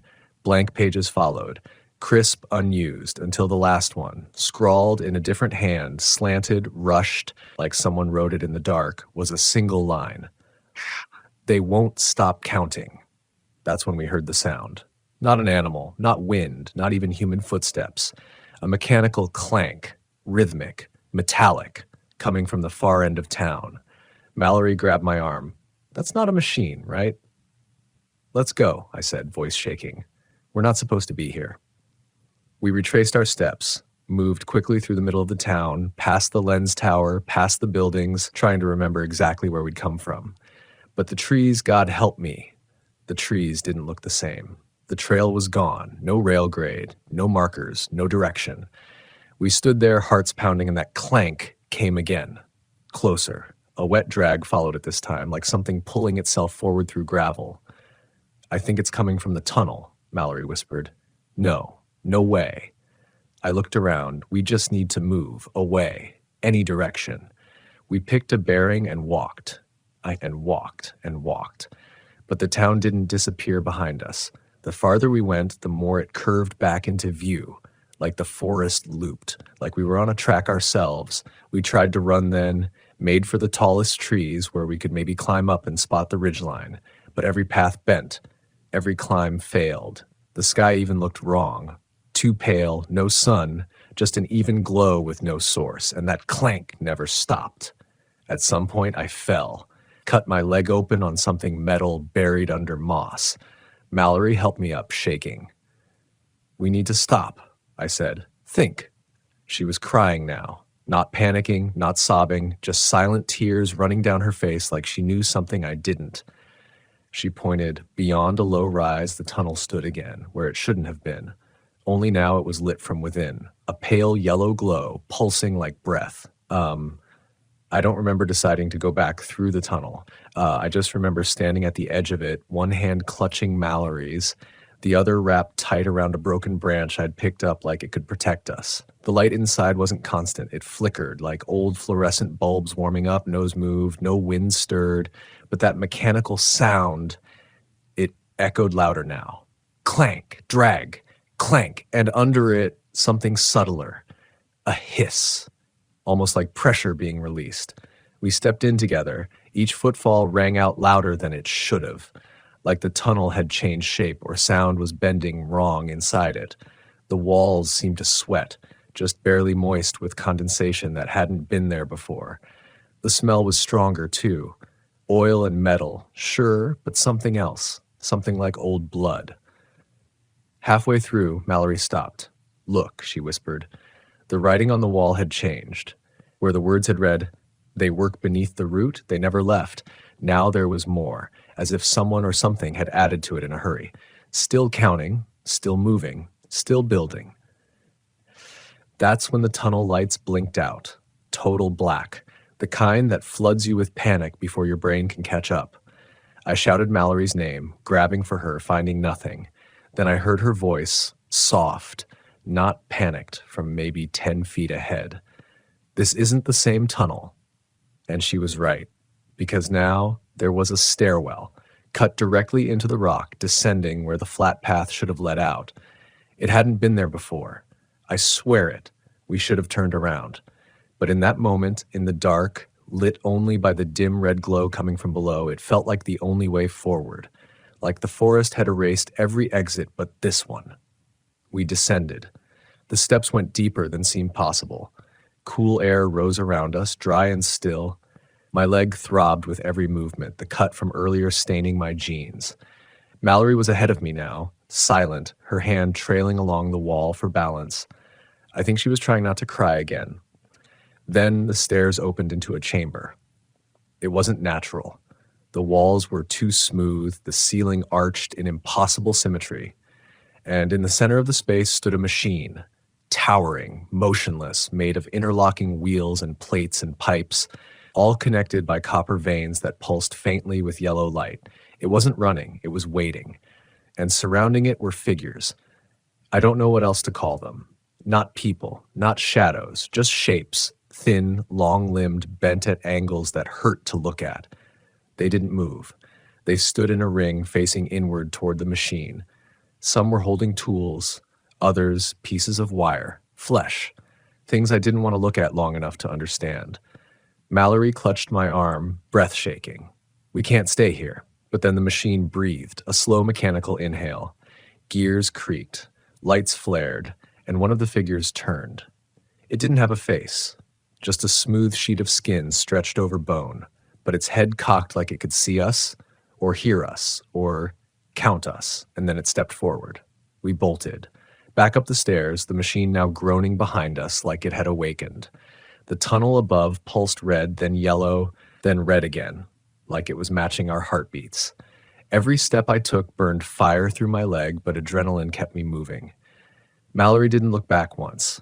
She just ran. We emerged from the tunnel into forest, but not the one we remembered. The trees were taller now, closer. The sky was darker, but it was the same town waiting below. Only now the lights were on. Every building, every window, glowing from within, and something was standing on the edge of the clearing. Not the same faceless figure from below. This one was dressed in a uniform, dark blue, brushed metal buttons, a miner's cap. Except where the face should have been, there was a lens, round, glass, like a projector. It lifted an arm, not in greeting, in summons, and I swear to you, its body moved like it was running on gears. We didn't run this time. We backed away, into the trees, careful to avoid drawing attention, trying to suppress our panic even as the humming rose louder behind us. We wandered for hours. There was no trail, no signal. Our GPS kept glitching, timestamps repeating. The compass spun. Mallory's camera battery drained from full to zero in minutes. And still, no sun. Just that ambient light dimming in a way that made no sense. We made camp because we had no choice. That night, we didn't speak. We lay beneath the trees, listening to the distant hum of that impossible machine and the occasional crack of something walking where nothing should walk. But even in sleep, I dreamed of numbers, endless columns of initials and dates, growing longer and longer until I saw our own, N 916-22 MR. Beside them, a number, 999, and the next entry was blank. Waiting. We woke to the sound of wind. Real wind this time, rustling branches, dry needles falling in soft cascades. And for one moment, I dared to hope. Maybe it was just a dream. A shared psychosis brought on by hunger, fear, exhaustion. We'd heard stories about people going too deep into the mountains, losing their grip. Maybe we were just lost. But then I noticed the smell. That same faint metallic tang, like copper dust in the back of your throat. Mallory was already awake, sitting upright, staring past the trees. She didn't speak, and when I followed her gaze, I saw the lens tower again. The town was still there. We hadn't moved at all. And worse, the sky above it had changed. It pulsed now. A dim, breathing light. Not sun, not moon, just a glow that felt like it was watching. "I think it knows we're still here," Mallory whispered. That's when we stopped pretending we could reason our way out of this. Whatever was happening, it wasn't natural. We weren't lost, we were trapped, stuck in some kind of loop. And the town wasn't decaying, it was feeding, rebuilding, recording. "I think we're part of it now," she said. "No," I told her, maybe too forcefully. "We find our way out. There's always a way out." We packed quickly. No breakfast, no coffee, just gear and adrenaline. That's when Mallory made a decision that would change everything. She pulled the old topo map from her pack, the one she'd traced the railway from.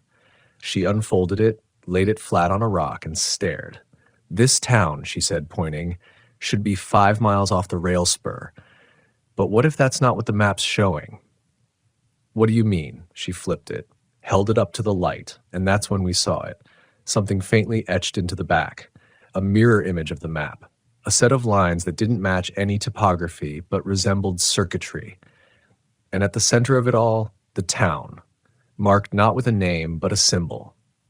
The same one from the coins, the gear, or sun, or eye. "What if it's not geography?" she said. "What if it's function?"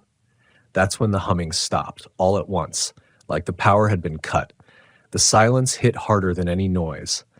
And from that silence came a low tone, rising, mechanical, artificial, like a countdown warming up. We didn't wait to find out what came next. We moved downhill fast, away from the town but not toward the tunnel. We didn't trust the tunnel anymore. We kept the lens tower behind us and aimed for the ridgeline we'd originally crossed. It wasn't there. Not exactly, but something was. A fence, not modern, not barbed wire, just ancient wooden posts and steel cables stretched across the forest in a long, perfect line.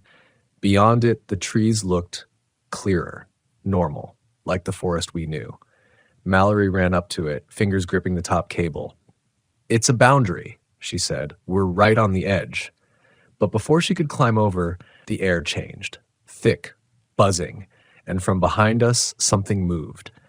Not one of the figures, not one of the mechanical things. This time it was something else. It walked like a man, but tall, too tall, limbs just a little too long, no face, just that smooth sheet of skin stretched over a skull, and in place of eyes, two small glowing dots like dying coals. Mallory backed away from the fence. It kept coming, and then behind it others began to appear, stepping silently from the trees. Forming a line, a procession, one by one they came, all watching, all silent, all counting. I don't know what made me do it. Maybe it was desperation, maybe instinct. But I stepped forward and pulled one of the old coins from my jacket. I still had it from the general store, forgotten in the moment, rattling in my pocket all this time. I held it up. The figures stopped. Every one of them froze. The air itself seemed to halt. No birds, no wind. Then one of them pointed slowly toward the fence. I didn't question it. I grabbed Mallory's hand, and together we climbed. As soon as our boots touched the ground on the other side, everything changed. The humming vanished. The sky snapped back to blue. The trees looked normal. We turned around. No town, no fence, just forest, untouched. We ran for hours, checking the compass, using the sun, tracing dry creek beds until we stumbled onto a fire road. A ranger found us the next morning. We were scratched up, dehydrated, half delirious, but alive. We didn't talk much after that, not at first. Told the ranger we got turned around on an old mining trail, that we followed the wrong drainage. He believed us.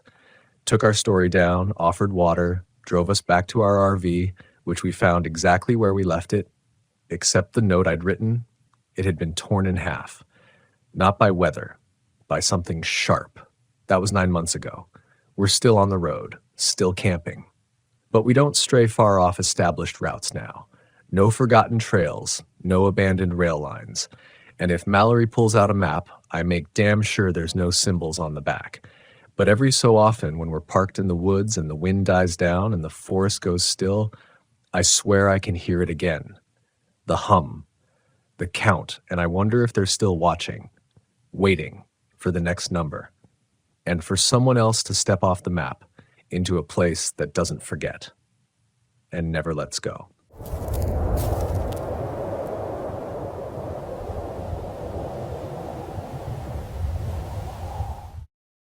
Story 4. It still doesn't feel real. What happened out there? Sometimes I stare at the photos, those weird low-res images that show up on my phone at night when I should be asleep, when the desert still creeps into my dreams like sand through a screen door. Photos that shouldn't exist, places I've never been, shadows I recognize, and every time it's her in the corner, blurred like motion under slow exposure. Claire, always Claire.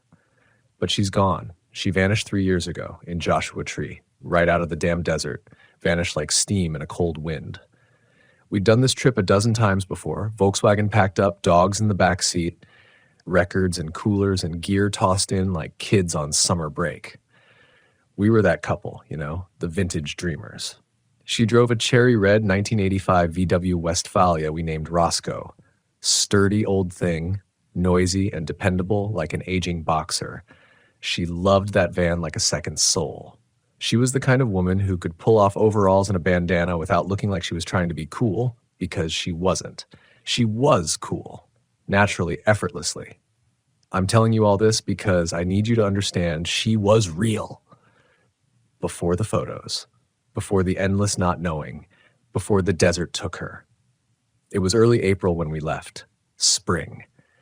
That strange window when Joshua Tree breathes just a little greener, when the brittlebrush and ocotillo put on a desperate show before the heat returns to finish what winter started. We'd planned 3 days off-grid, no cell reception, no noise, no anything. Just us, our dog Charlie, the open sky, and the desert breathing all around. The first night was perfect, moonless and clear, stars like sugar scattered across ink. We parked Roscoe in a little pull-out off Geology Tour road, about 5 miles in. I remember the sound of the tires crunching dry gravel, Claire humming some Crosby, Stills, and Nash song under her breath as she unpacked the chairs, the cool metallic click of the propane stove lighting. We sat out late that night, just watching the sky. She was talking about light pollution, how most people don't know what stars really look like anymore. I half listened, sipping warm whiskey and letting her voice drift in and out like music on a weak radio signal. It was the last completely normal moment we ever had. The next day started strange, just off. We woke to find the back hatch of Roscoe slightly ajar, like someone had tried to open it in the night. Claire swore she locked it. I believed her. Nothing was missing. Not even the dumb stuff you'd think someone might grab. The Bluetooth speaker, the emergency cache, her film camera. Charlie, usually an anxious little mutt, wouldn't leave the van. He just sat there, ears back, tail stiff. When Claire tried to coax him out with jerky, he growled. Not at her, at the desert, at something out there.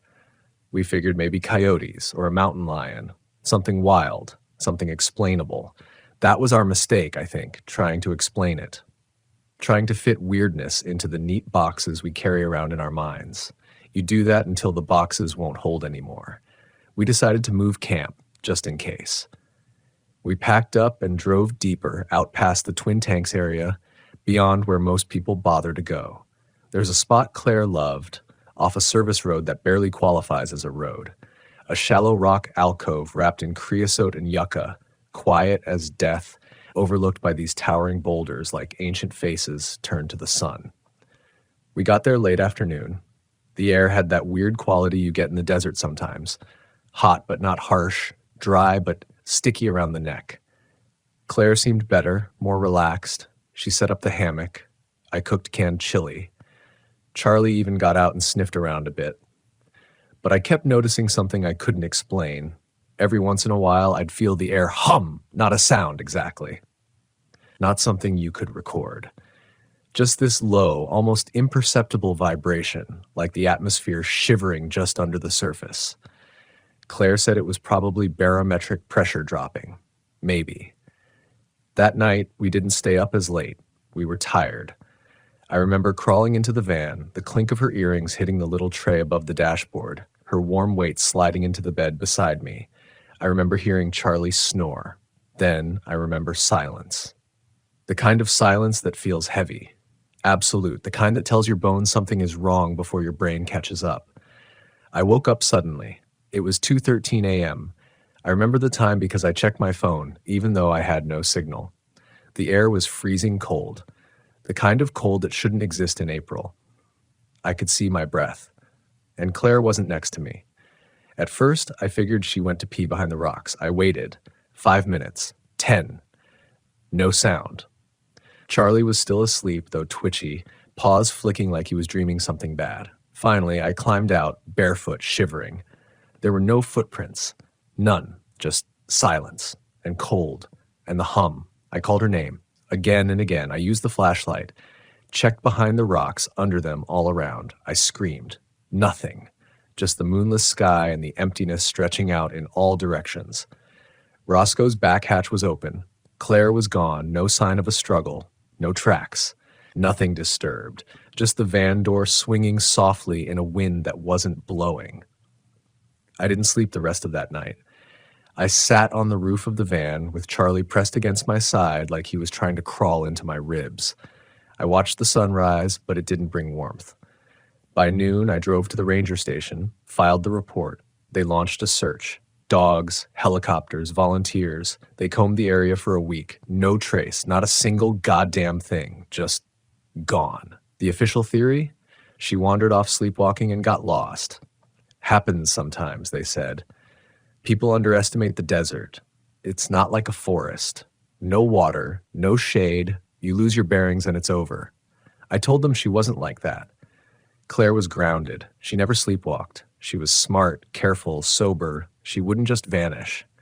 But no one listens once the story gets written without you.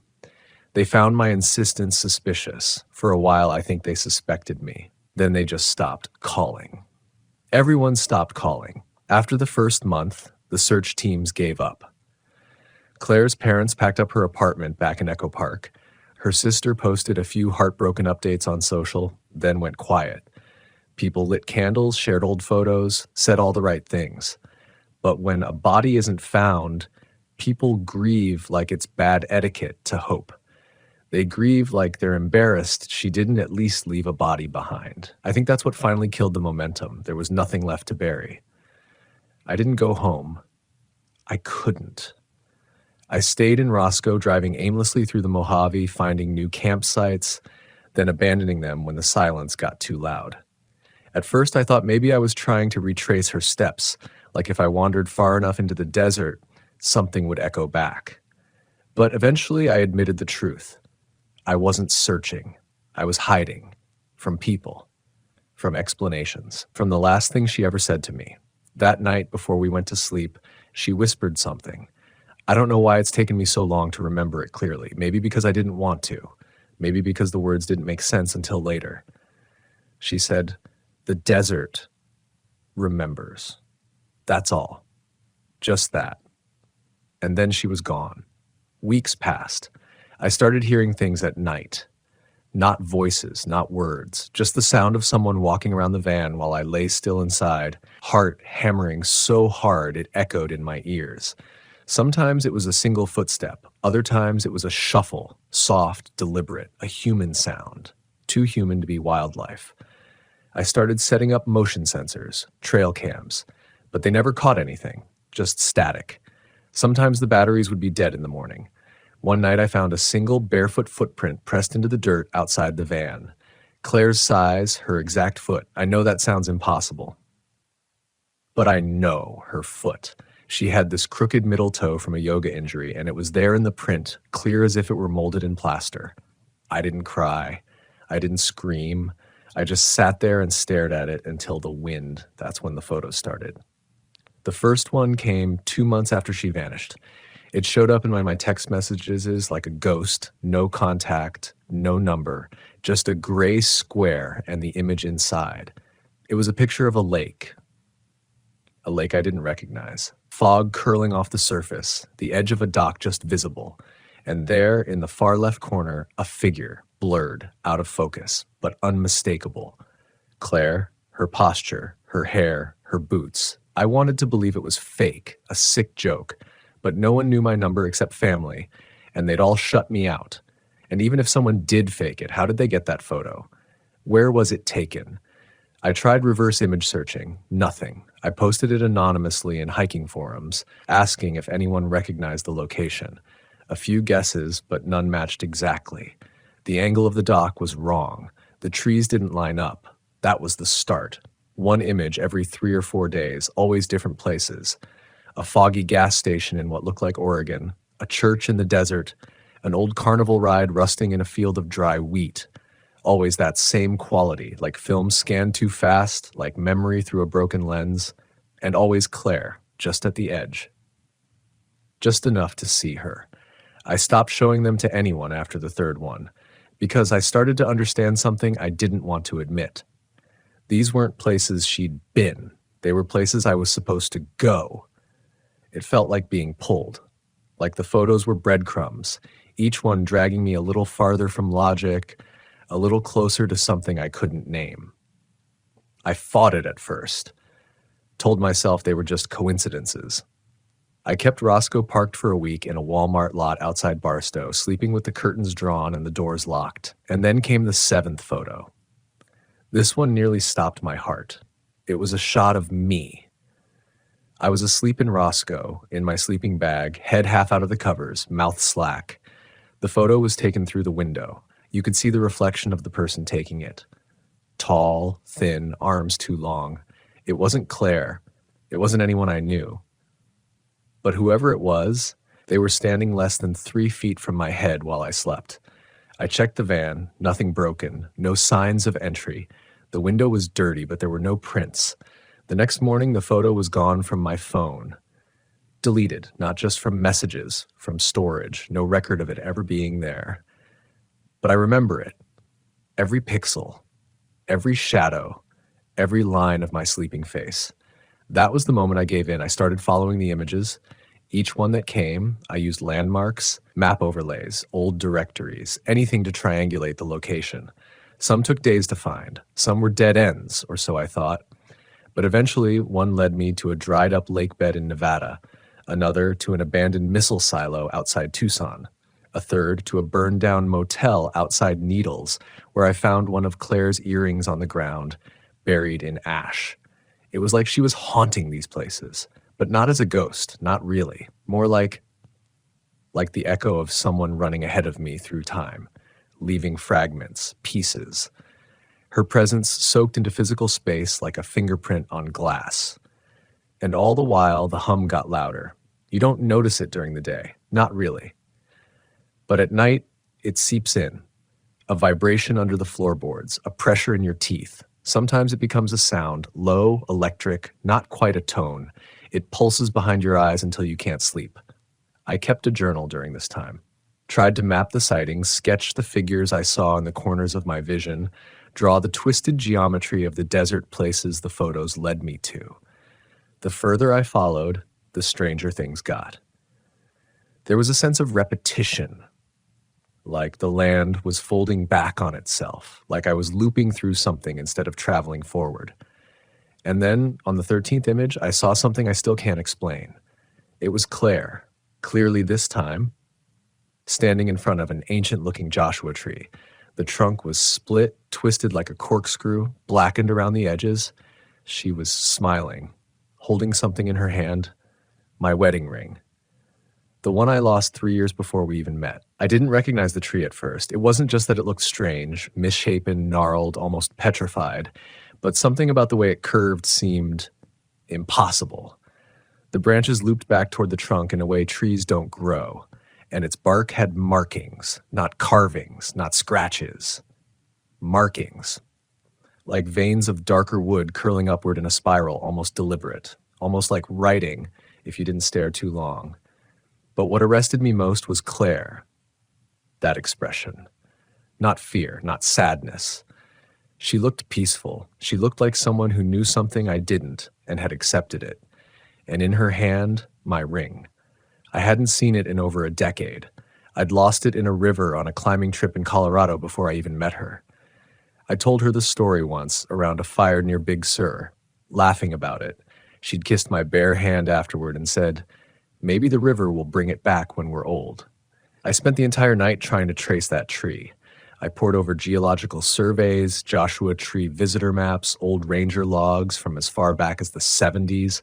I scoured UFO forums, dream journals, posts about sacred geometry and resonant groves. And finally, on some obscure blog from a desert photographer who hadn't posted since 2011, I found a grainy photo titled "The Wound Tree." It was the same tree, only it wasn't in Joshua Tree anymore. Or maybe it never had been. The caption said it stood near a defunct mine in the Pinto Basin, a place so remote even rangers rarely went there, deep in the southeast corner, beyond any marked trails. The blogger called it Wrong Land, said they heard whispers when they camped nearby, said they felt the urge to walk into the desert barefoot at night, as if something was calling their blood. I didn't hesitate. I packed up Roscoe, filled every canister with water, and drove toward Pinto Basin. The van rattled the whole way, coughing over sand and cracked rock, groaning like it knew what I was doing and wanted to warn me. I had to park half a mile from the mine. The rest of the trek I did on foot, hauling a flashlight, journal, and the old wool blanket Claire used to wrap around her shoulders on cold nights. I walked for what felt like hours. No signs, no trail markers, just a feeling pulling me forward. And then I saw it.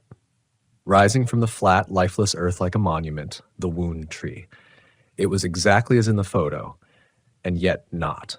Taller somehow, more aware. I swear to you I could feel it watching me.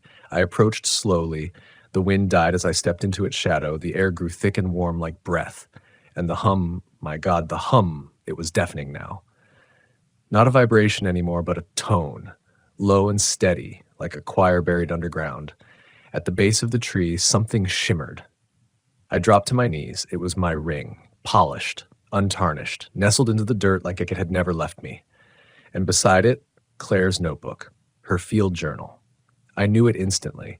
The cover was worn leather, corners chewed from time. I opened it with shaking hands. Inside were pages of sketches, circles within circles, spires, eyes, the same spiral symbols carved into the tree bark. She'd written phrases over and over. The threshold opens only where time forgets itself.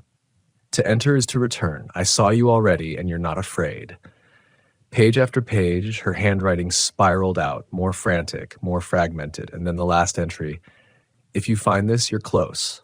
You always were. I didn't vanish. I moved. Follow the hum. I'll be where the light folds. I stayed there until the sun disappeared behind the mountains and the cold wrapped around me like wet cloth. Then I heard it, a soft rustling, like a person walking barefoot over dry earth. I turned, and there she was, Claire, only different. She stood just beyond the reach of my flashlight, hair longer, tangled, face thinner. She wore the same denim jacket she'd had the night she vanished. But her eyes, God, her eyes, they looked like they'd seen entire lifetimes. I took a step toward her. She didn't move. Claire? My voice cracked. She tilted her head the way she used to when I said something dumb but sweet. Then she raised one hand, not a wave, not a warning. A gesture, like she was inviting me. And then she mouthed something. I couldn't hear it, so I stepped closer, and she vanished. Gone, like vapor in headlights. No footprints, no sound, just the darkness and that ringing tone behind my ears. But when I turned back toward the tree, the journal was gone. Only the ring remained. I picked it up, slipped it onto my finger. It fit perfectly. I hiked back to the van in silence, slept with the doors locked, the windows shut tight, the hum still thudding in my chest. I should have left the desert then, should have driven home and tried to forget. But I didn't, because the next morning there was a new photo waiting on my phone, a photo of the tree, taken from where I'd stood the night before, but I didn't take it. And in the corner of the frame, my own shadow. After that night, the line between dreams and waking started to blur.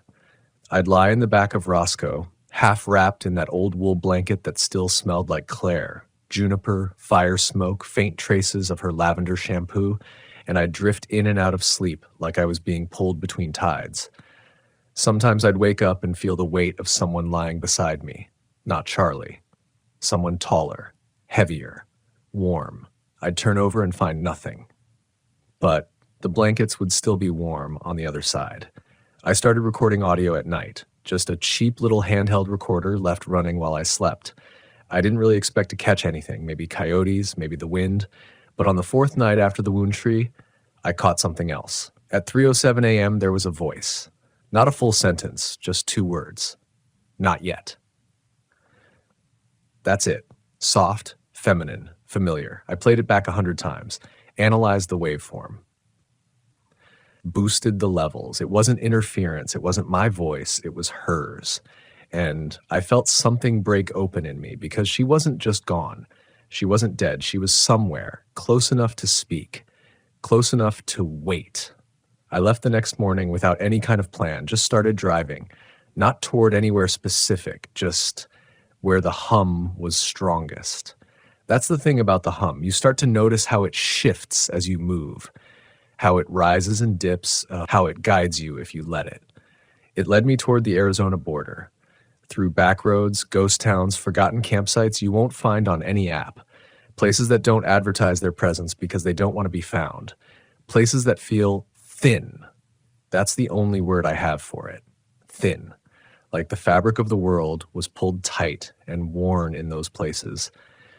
And if you pressed hard enough, it might tear. That's where I started seeing her more clearly. Not just in photos, in mirrors. The first time was at a truck stop in Dateland. I'd pulled in late, half dead from driving, grabbed a gas station coffee and went to wash my face. When I looked up, she was behind me in the mirror, just standing there. Her reflection, not her actual body, but hers, just the same. I turned around, nothing. Looked back in the mirror, gone. I dropped the coffee, didn't even pay for it. Later that night, in the van, I started hearing her voice in the hum. Not actual words, just a feeling. Like the tone carried intention, emotion. It vibrated in my skull until my jaw ached. I followed it. The trail led me deep into Arizona's canyon country, far from the tourists, places where the map folds crease and the roads turn from asphalt to suggestions. There's a narrow canyon east of Parker, near a dried-up creek bed where the rocks shine like glass under moonlight. I camped there one night, just Roscoe and me, and the silent red walls rising on both sides. I was almost asleep when I heard tapping. 3 knocks. Sharp, hollow, like someone rapping their knuckles against the roof of the van. Charlie barked once, then whimpered and crawled under the front seat. I grabbed my flashlight, heart pounding so loud I thought it might echo off the canyon walls. Stepped out. No wind, no sounds, just the tapping again. But this time from behind me. I spun, light sweeping across sand and brush, illuminating nothing. Then the hum surged, so loud it made my knees buckle. I dropped the flashlight. When I picked it up, I saw them. Footprints. Barefoot, leading away from the van. I followed. I know how stupid that sounds, but it didn't feel like fear anymore. It felt like calling. The prints led me to the base of the canyon wall, to a narrow slit in the rock I hadn't noticed before. A crevice just wide enough for a person to slide through sideways.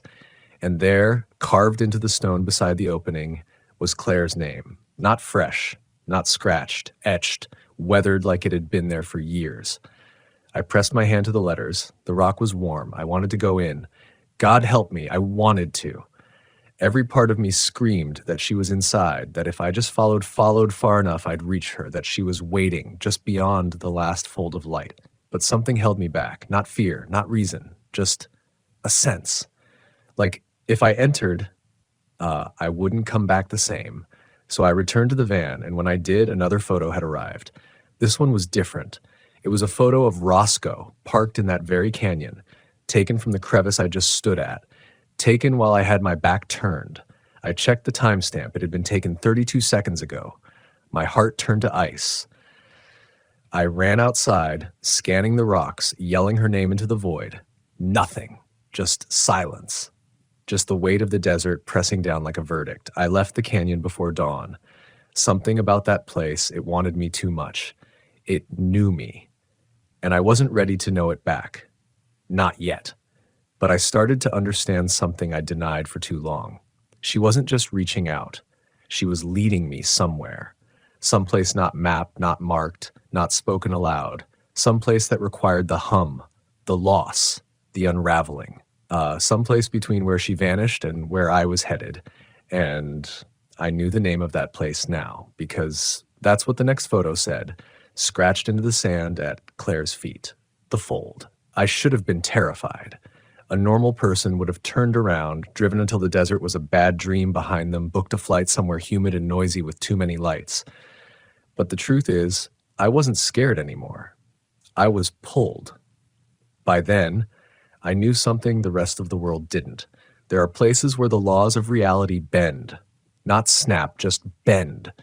Like heat mirage on the road ahead, where grief becomes magnetism, and love carves roads where maps don't reach. Claire had found one of those places, or maybe it had found her, and I was catching up. I didn't talk to anyone anymore. My phone stopped ringing. I deleted all social apps. I'd gone quiet the way missing people do, just slowly enough no one realizes you're gone until you are. My life had collapsed into coordinates, flashes, symbols etched into stone, and the hum, always the hum. I started dreaming in her voice. Not words, not conversations, but impressions, feeling, texture. One night I saw a house, wooden, collapsing, half swallowed by sand, somewhere remote, sagging porch, crooked window. In the dream, Claire was in the upstairs room looking through a warped pane of glass, not waving, not smiling, just watching. When I woke up, I sketched what I remembered. I didn't expect to find it, but I did. 3 days later, while driving across a broken county road east of 29 Palms, I saw it. The the same house. Same angle, same porch, same broken boards curling like fingernails. I parked Roscoe under a dead Joshua tree and walked up to the front door. It wasn't locked, just hanging loose on one rusted hinge. Inside, the air was wrong. Not stale, wet. Like it had rained inside and nowhere else. The wood was warped from the inside out. And the smell, it wasn't rot, it wasn't mold, it was her perfume, lavender, soft, faint. I followed the stairs up, hand grazing the wall for balance. Every step creaked like it remembered someone else walking it long ago. At the top was a narrow hallway ending in the room from my dream, the one with the crooked window. I opened the door, empty. Dust thick on the floor, except in one place, an oval of clean wood. Like someone had stood there recently, long enough to leave absence behind. I walked to the window and looked out, and there it was, another photo, taped to the inside of the glass. I peeled it off slowly. This one was different. It was a shot of me and Claire years ago, early in our relationship, sitting on the roof of Roscoe with beers in hand, desert sky behind us. It was a photo I didn't remember anyone taking, but she was holding the camera in the reflection, and she was older. She looked exactly like she had at the wound tree, worn, thinner, but calm. And in the photo, we were laughing, still together. That photo broke something in me. It shattered all the quiet denial I'd been holding like armor, because it wasn't a memory. It was a promise, a loop, a message from outside time. I stayed in that house until nightfall, watched the desert breathe under a burning sky, and when darkness came, I felt it again, something watching me, not hostile, not kind either, just observing, like the land itself was aware of my presence. And then the floor vibrated, just slightly, a ripple under the boards, like the hum had risen from below. And I knew, without doubt, that I was standing on one of the thin spots, a place where the fold between worlds wasn't just theoretical, it was physical, tangible. Claire had stood here. I sat down in the middle of the room, closed my eyes, and listened. That's when I heard the whisper again, clearer this time. 3 words. It's almost time. I didn't sleep that night. I waited. At dawn, I found a map nailed to the wall downstairs, hand-drawn. Circles and marks and strange coordinates. At the top, in Claire's handwriting, one last door. I studied it for hours, cross-referenced the marks against old topographic maps, ranger documents, handwritten notes from message boards, even abandoned GPS data from early hikers. The center of the map was a place called Corn Springs, an ancient oasis in the Chuckwalla Mountains. Few people went there anymore, too far off-grid.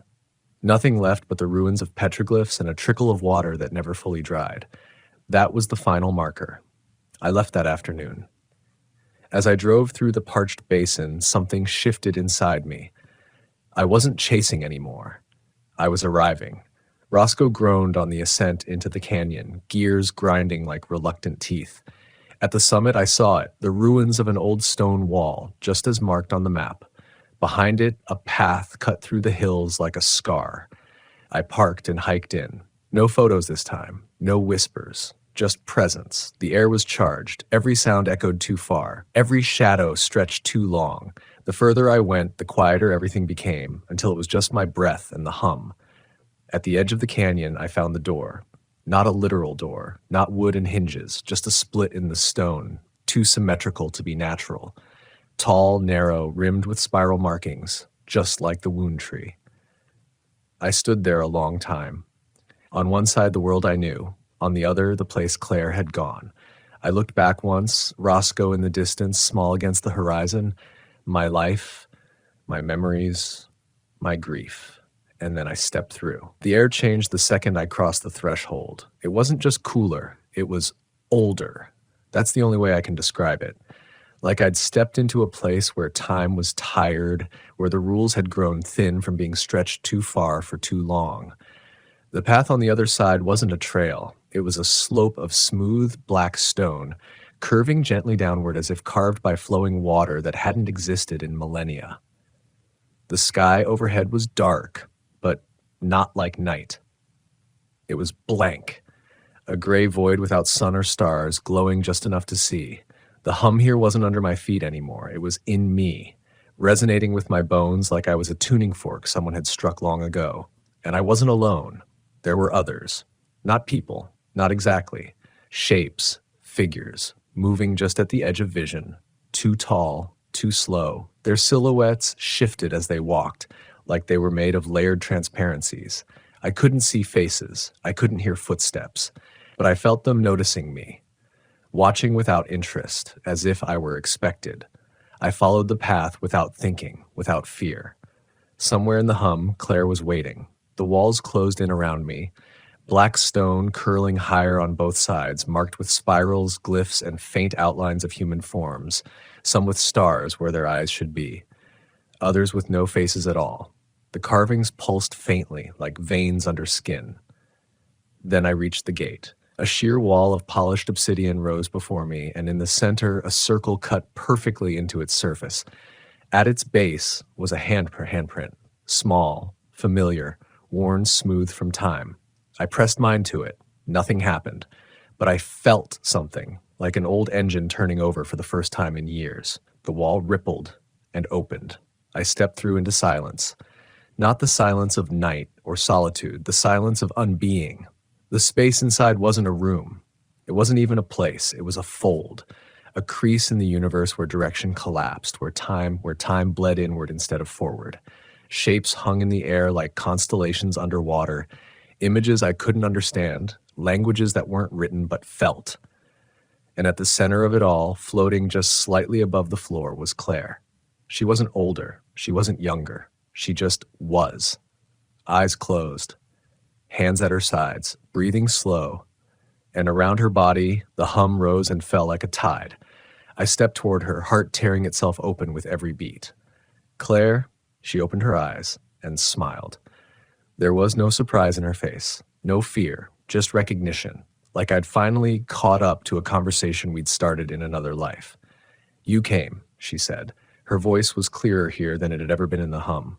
Soft, grounded, real. I nodded, too overcome to speak. She reached for my hand, and when our fingers touched, everything stopped. The hum ceased, the fold paused, and in that suspended moment, she showed me everything, not in words, not even in images, just knowing. What happened the night she vanished, how the wound tree opened when the air was just right, when silence and grief aligned, how she stepped through, thinking it would close again behind her. But it didn't. Not until I came looking. Because the fold doesn't take people, it chooses them. And once chosen, you don't return. You become. Where does it lead? I asked, finally finding my voice. She tilted her head like she had that night in the van, smiling with secrets. It doesn't lead, it waits. I understood. Not all doors open to somewhere. Some open into something, a vast, living memory, a place made from emotion, history, love. Every person who ever vanished without a trace, every lost traveler, every name carved into stone where no one remembers carving it, they weren't lost, they were here, becoming part of something ancient and beautiful and terrifying. You can leave if you want, she whispered, but if you stay. Her other hand rose, and in her palm my ring, the one I'd picked up at the tree, the one I'd been wearing, except this one glowed softly like moonlight trapped in gold. Time doesn't move the same here, she said, but it remembers. I took the ring and put it on. In that instant, I felt everything that had been missing flood back into me, every laugh, every campfire, every soft breath against my chest in the early hours of morning. Her love, my loss, our shared memory. And then I was gone, not dead, not disappeared, just folded. Like a page turned inward, a photo slipped into the crease of a book only we had read. If you're hearing this, if you're sitting in your van, parked under a sky that feels too big, listening to the wind and wondering if the world is thinner than it seems, maybe you're close too. Maybe you've already heard the hum. Maybe she is waiting. Just don't follow too soon. Not yet.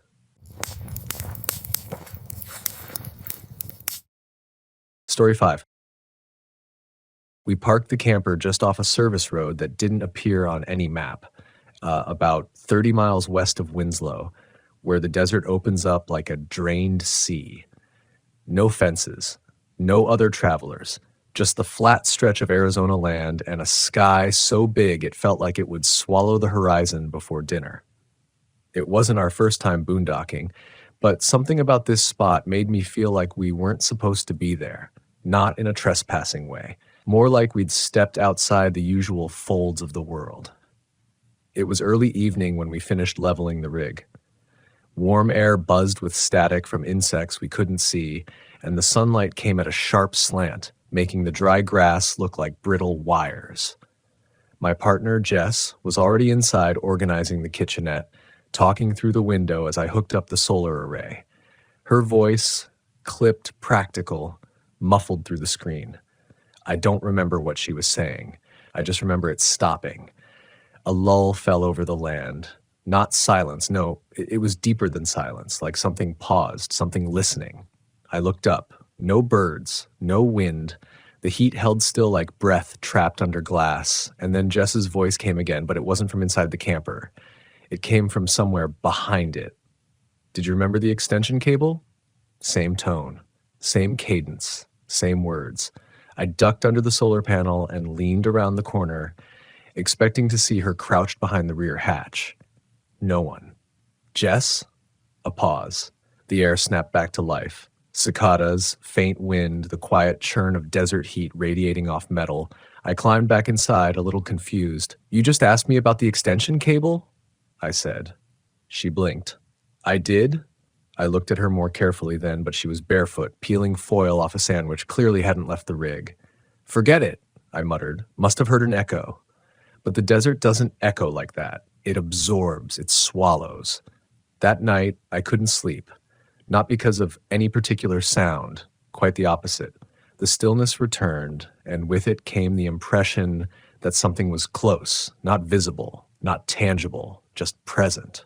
I lay on my side, arm tucked under the pillow, listening to Jess's breathing settle. I was about to drift off when I heard something outside the camper. Faint but unmistakable. Footsteps in gravel. Then our voices. First mine, then Jess's. Talking, conversing, but not about anything I remembered. You think it's too far from the road?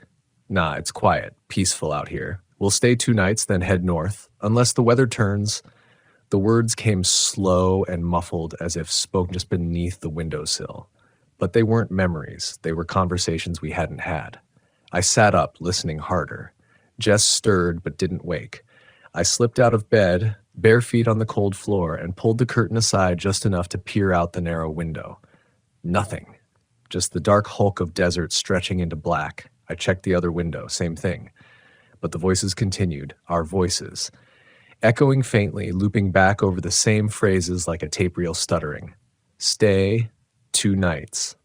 Weather turns. Too far from the road, and then static. Low, not electronic, more like wind dragging over a rusted chain link fence. I went for the tablet we used to monitor the security cams, 4 fisheye lenses mounted on each side of the camper, night vision, motion alerts. All clear, no movement. I watched for a long time. Then I heard Jess speak again, right next to me. What are you doing? It took everything in me not to jump. Did you hear that? I whispered. She sat up, bleary-eyed, arms folded against the chill. Hear what? Our voices, outside. She looked at me like she wasn't fully awake yet, and then frowned. I didn't say anything. I know. That's the problem. We stayed up the rest of the night, camp lights on, curtains drawn, both of us trying to act like it was fine. Like this was just a weird patch of desert sound, maybe the wind carrying audio from a truck stop 20 miles out. But every time we tried to speak, to reassure each other, we felt the same strange barrier, like our own voices didn't belong to us anymore, like they were being borrowed. The next morning was brutally hot. The sun cracked open early and peeled the moisture from everything it touched. The desert had a smell I hadn't noticed the night before, something between dust and dried blood. Jess was outside, staring at the horizon with a mug of instant coffee, quiet. I want to leave today, she said finally. Agreed. We didn't argue. We didn't even talk logistics. We just packed. But the voices started again, during daylight, this time. As I cranked the leveling jacks back up, I heard my own voice drift from somewhere off to the left. Should we try to drive through Monument Valley instead? Then Jess's voice, light and amused. You just want the drone shots. The words were familiar, but we hadn't spoken them yet. At least, not out loud. Jess froze. She'd heard it too. I climbed into the cab and fired up the ignition. The system lagged. Dashboard lights flickered once, then settled. Nice. But the tablet was still connected to the cameras, and as I adjusted the rearview mirror, I caught movement on the screen. A shadow moved along the side of the RV. No shape, no clear outline. Just an absence of light, bending around something that didn't register. Someone's outside, I muttered. Jess moved beside me, staring at the monitor.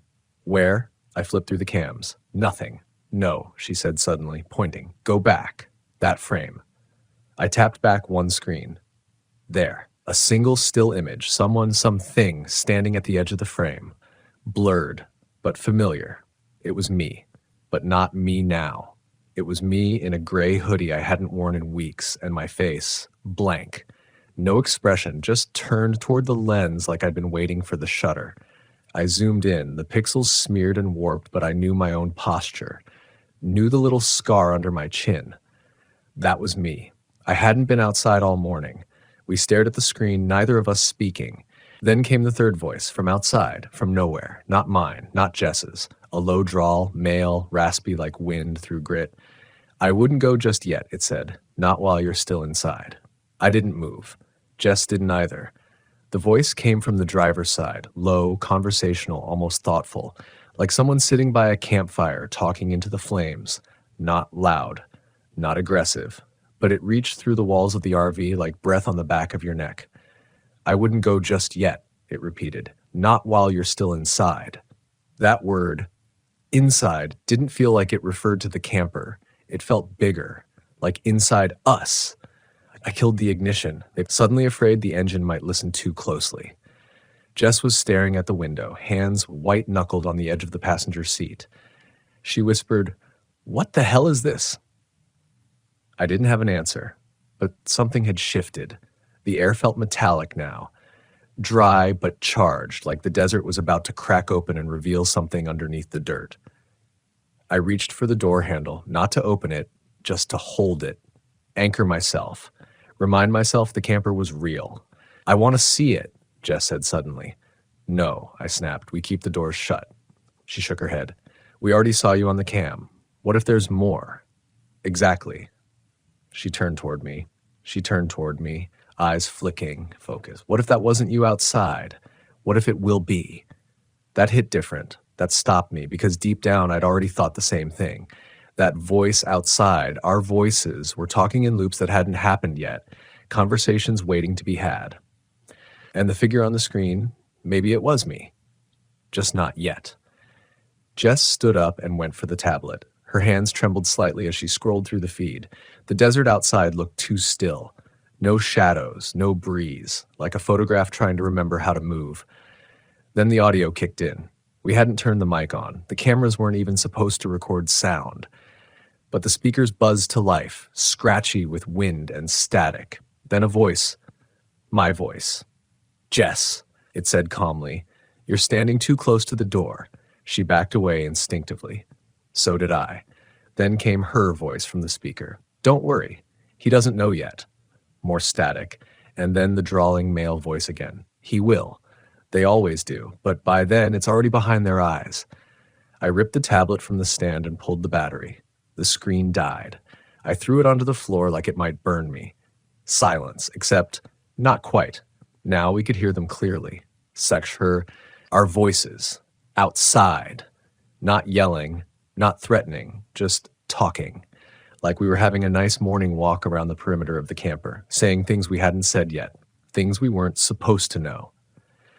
If we leave now, we'll miss the signal tower. Should have never turned off the main road. What if it's just the heat? The sound circled the camper in slow arcs, clockwise, always clockwise. That's when Jess said something I'll never forget. Do you think we're already out there? I turned toward her. What? She didn't repeat it, just stared at the floor, fists clenched like she was holding onto her own skin. The day dragged on like a rope pulled tight. We didn't leave. I didn't dare. Every now and then, we'd peek through the shades, but the desert never changed. Not the light, not the shadows. The sun didn't move like it should have. By 4:30, we both felt it. Some internal dissonance, like we weren't syncing up with time anymore. My watch read 4:32, Jess's read 9:07. The camper clock flickered between numbers like a slot machine. At some point, I fell asleep in the passenger seat, only for a minute or two. At least I thought it was a minute.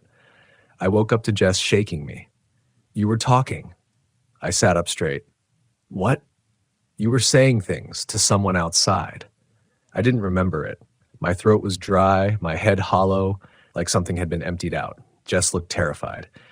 "You said you didn't want to go anymore. You said you liked it here. You kept laughing." I couldn't speak because deep down I felt it too.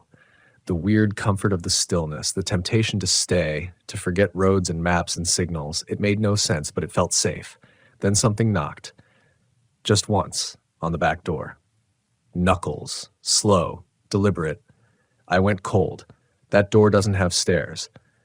Nothing behind us but 6 feet of ground and open desert. Jess whispered, "It's copying us." I shook my head. "No, it's not copying. It's practicing." Another knock. 2, this time. Then Jess's voice, again from outside. "I think he's waking up." I reached for the glove box where we keep the emergency flare gun. No idea what I was planning to do with it, but I needed something. Anything. That's when a new voice joined in. Not mine. Not Jess's. Not the drawling man. A woman. Soft, smiling. Too close to the back window. "I remember this part," she said. "You almost made it out last time." The sun outside dimmed, not like a cloud passing over, more like a dimmer switch, slowly turning down reality. I held the flare gun tight. The lights inside the camper flickered. Then every voice, all of them, began speaking at once.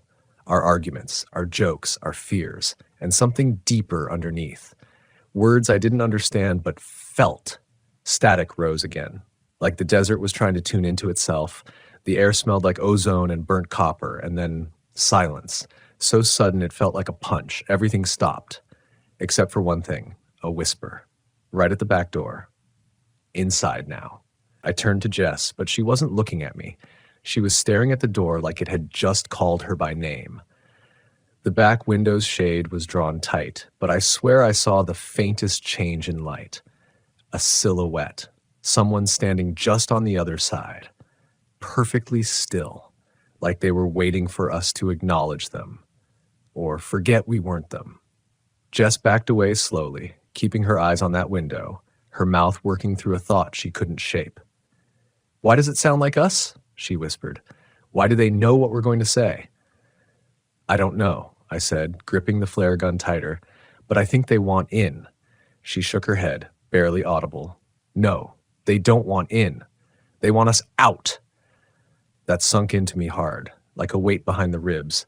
Outside, the air had gone dead again, like time was refusing to pass. We sat like that, paralyzed, until the sun dipped fully below the ridgeline, and with it went any feeling of safety.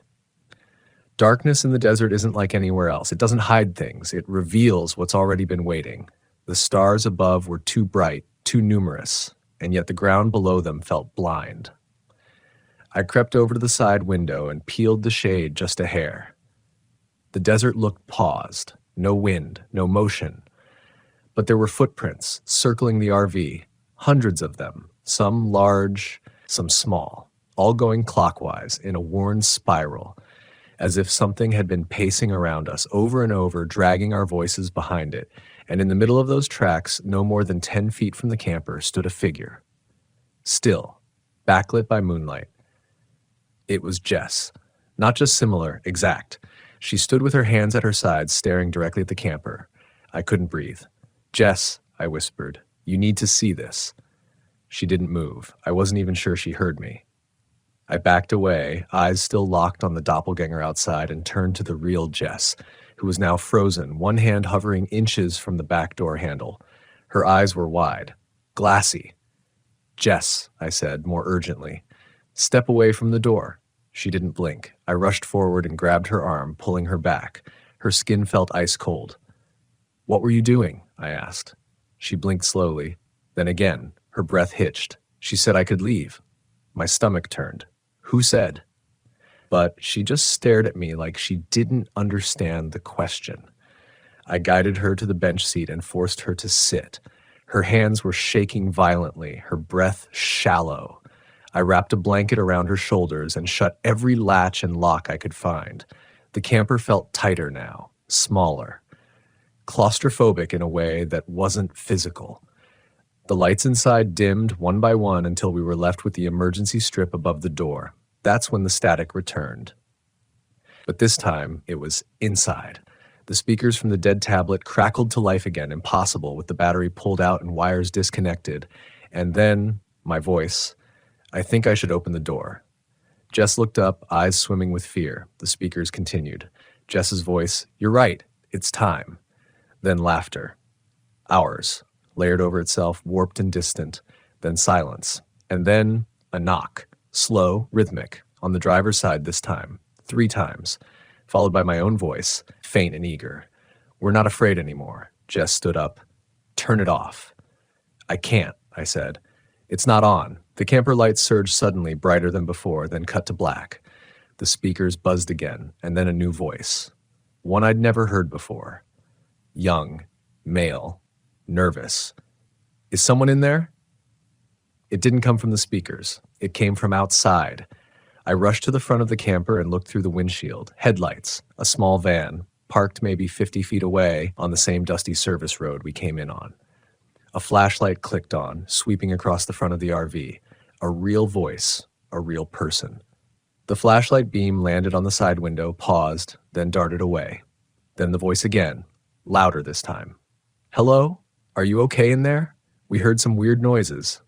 We're parked about a quarter mile up. Saw your lights flickering. I turned to Jess, both of us still wrapped in the thick scent of whatever had been playing us for the last 24 hours.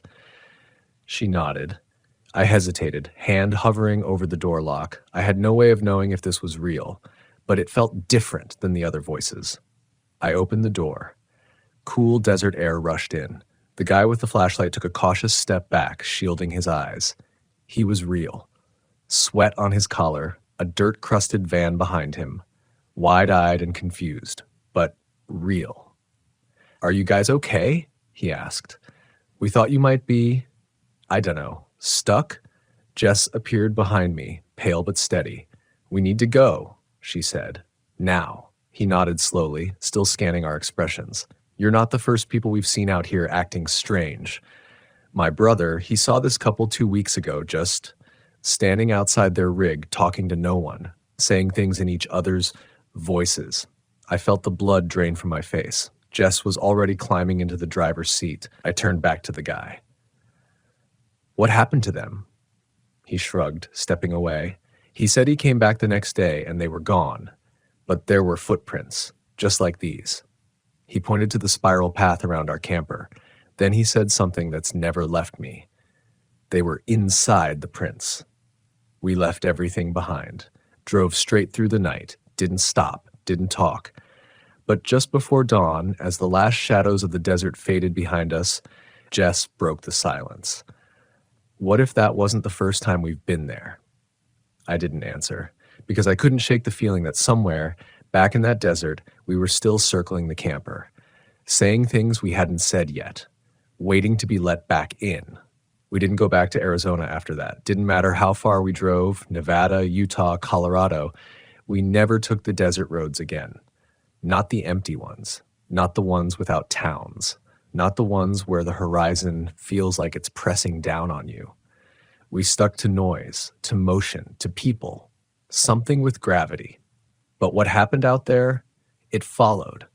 Not in the way you'd expect. Nothing supernatural, nothing floating outside the windows or scratching at our tires.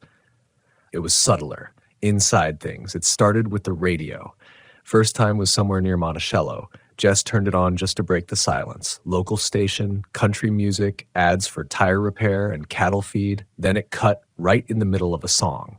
Click, dead air. Then my voice, saying her name, not shouting, not angry, just saying it, the way I do when I wake her up for coffee, the way I did that morning in the desert.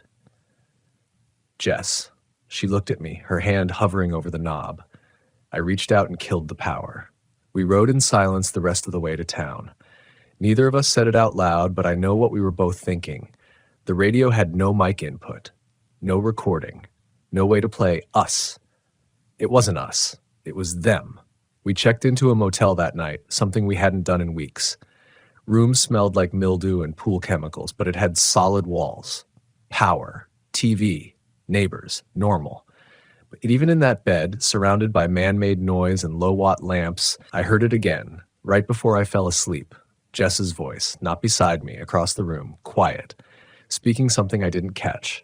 When I sat up and looked, Jess was asleep, curled up, breathing steady. Still, I waited. 5 minutes. 10. Ear cocked to the static hum of the motel AC unit, but the voice didn't return, and yet I knew it had spoken. Not a hallucination, a message. From the desert. From ourselves. 2 days later, the security cams on the RV stopped working. Not broken, just wiped. Footage gone. No history. Settings defaulted. It was as if the time we spent out there didn't exist. But I remember. I remember everything. I remember the loops of our voices. I remember the way the shadows circled the camper in perfect silence. I remember Jess staring at her own face through the window. And I remember what that voice said right before everything stopped. Inside now. I don't know what it meant. Maybe we were never supposed to leave. Maybe part of us didn't. We tried talking about it once. Months later, parked safely in a KOA outside Bozeman. Families. Barbecues. Kids throwing frisbees near the washroom. I asked her what she thought it was. Jess just stared at the campfire for a long time. Then she said, I don't think it was anything. I think it was us. That stuck with me. Still does. Because sometimes late at night when I'm lying awake listening to the wind push against the camper walls, I swear I hear us. Not talking, not laughing, just listening, waiting. Like the part we left behind is still walking circles in the sand, practicing the right words, the right tone, waiting for us to say them again, so they can answer, so they can continue. That's why I haven't looked at myself in the mirror lately. Not too long, anyway. Not since the time I saw my own mouth move. But didn't feel it, didn't say a word, just watched as the reflection leaned a little closer to the glass and whispered something I almost heard. Something that sounded like, "You're not back yet." And sometimes I wonder if I ever will be. I don't remember the last time I felt fully present. There's a sliver of delay now between what I see and how I understand it, between what I say and how it sounds. Like my thoughts are walking a few seconds behind me, and every once in a while, they catch up and ask a question I didn't mean to think. A few weeks after Bozeman, we parked in a wooded state park in Idaho, pines instead of sand, cold air, birds, squirrels, the opposite of where it all started. We figured that would help, noise and color and things that felt alive. It was late. Jess had turned in early, and I was up, watching the fire die down. I had a blanket wrapped around my shoulders and a can of cheap beer sweating in my palm. For a while, it felt okay, like maybe we'd put enough distance behind us. Then the night folded in. It wasn't a sound, not even a silence. It was the shift, that same sense from the desert. The pause, the invisible catch in the rhythm of the world. I looked around, nothing but the dark curve of trees and a thin fog bleeding across the soil. And then behind me, I heard my voice say, "Don't forget this part." Soft. So soft it could have been a thought. I didn't turn around, because I knew that if I looked, I'd see me, standing just past the tree line. And if I saw myself again, I might believe it was normal. I might remember being on the other side of the glass. That was the night I started keeping notes, little things, scraps of paper, timestamps, what we said and when, trying to outpace the loops, trying to prove to myself, to Jess, that there's still a version of us on the right timeline, that we haven't drifted too far. But even that feels thin. Like I'm writing things I already wrote. Sometimes Jess finds them in places I never put them. Folded into our wallets, stuffed in our shoes. One was taped to the mirror. "You were here already," it said. "Not we. You. We moved again. Then again. We don't stay anywhere longer than a night. Something about roots feels dangerous now. We avoid flatlands, avoid anything with too much open space, avoid reflections. And still, it finds us. Just last week, Jess was driving through a canyon pass, winding downhill in the early morning light. We hadn't spoken for hours, just quiet road and engine hum and dew on the windshield. Then, from the radio, not a song, not a signal, my voice, only one word, stop. Jess hit the brakes, skidded to a halt. Gravel dust exploded in the side mirrors. We both sat there, hearts hammering. I didn't know why I'd said it. I didn't remember saying it. But just ahead, around the blind curve, a landslide had torn down half the slope.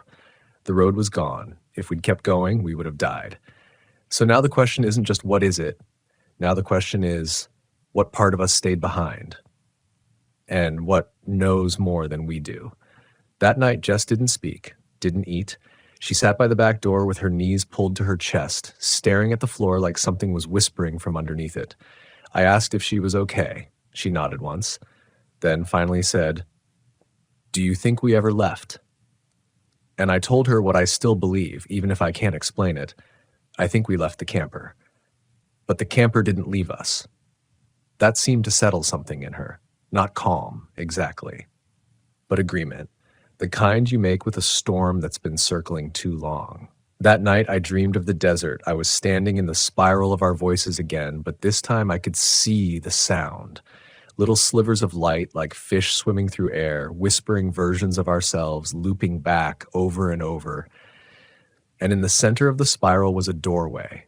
Not physical, not even visible, really. Just a pressure, a passage.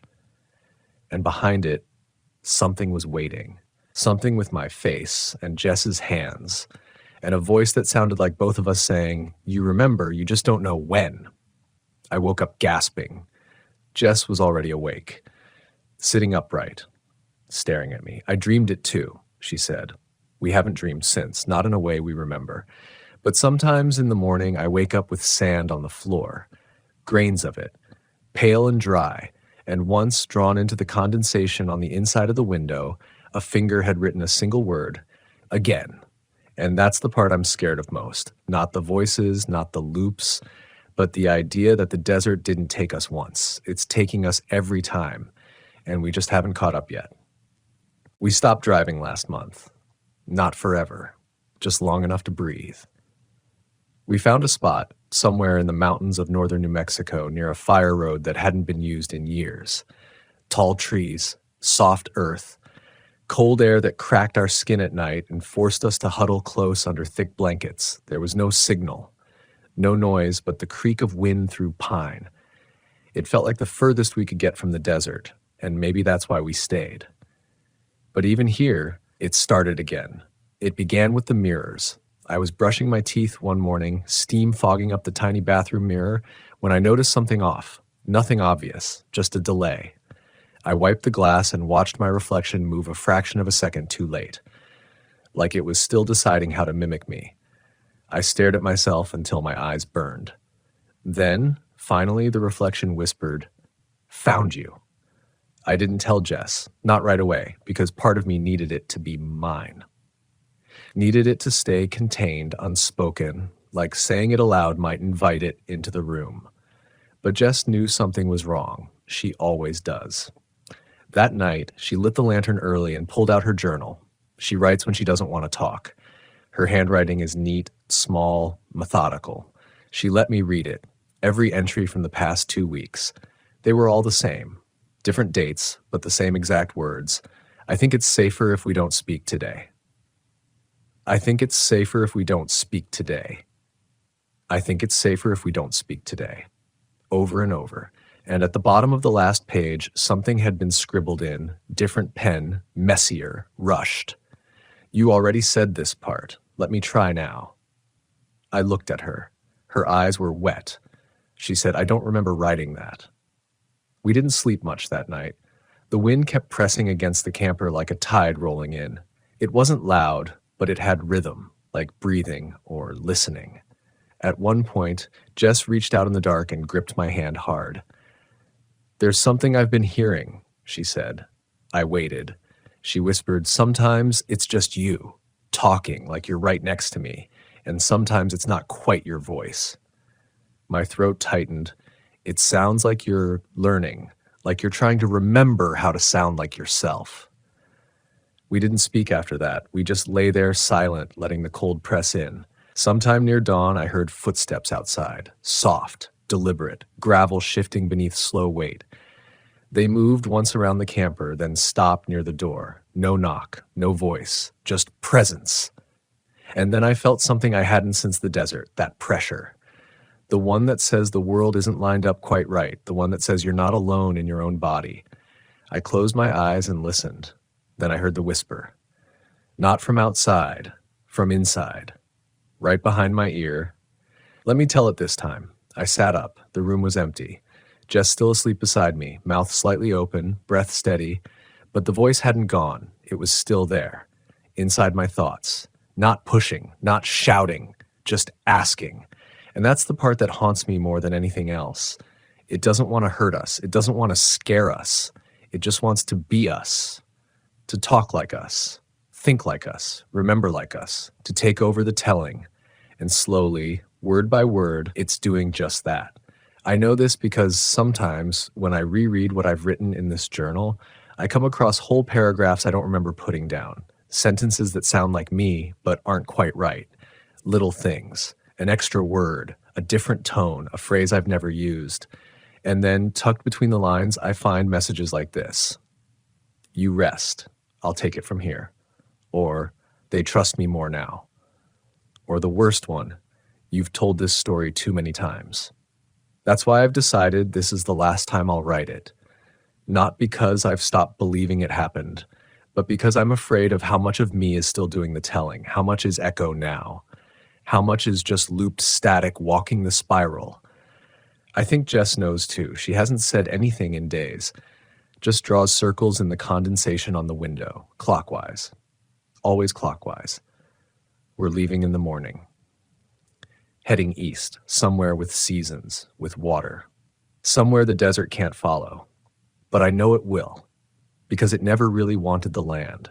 It wanted the echoes, the way voices fill space. The way thought becomes speech, and speech becomes memory, and memory becomes noise. That's how it gets in. So I'm ending this here. If you're reading it, it means the story is still moving, still crawling forward, still wearing my voice like a well-fitted coat. If you hear me in the static, if you hear us talking just outside your camper, don't answer, don't listen. And whatever you do, don't open the door.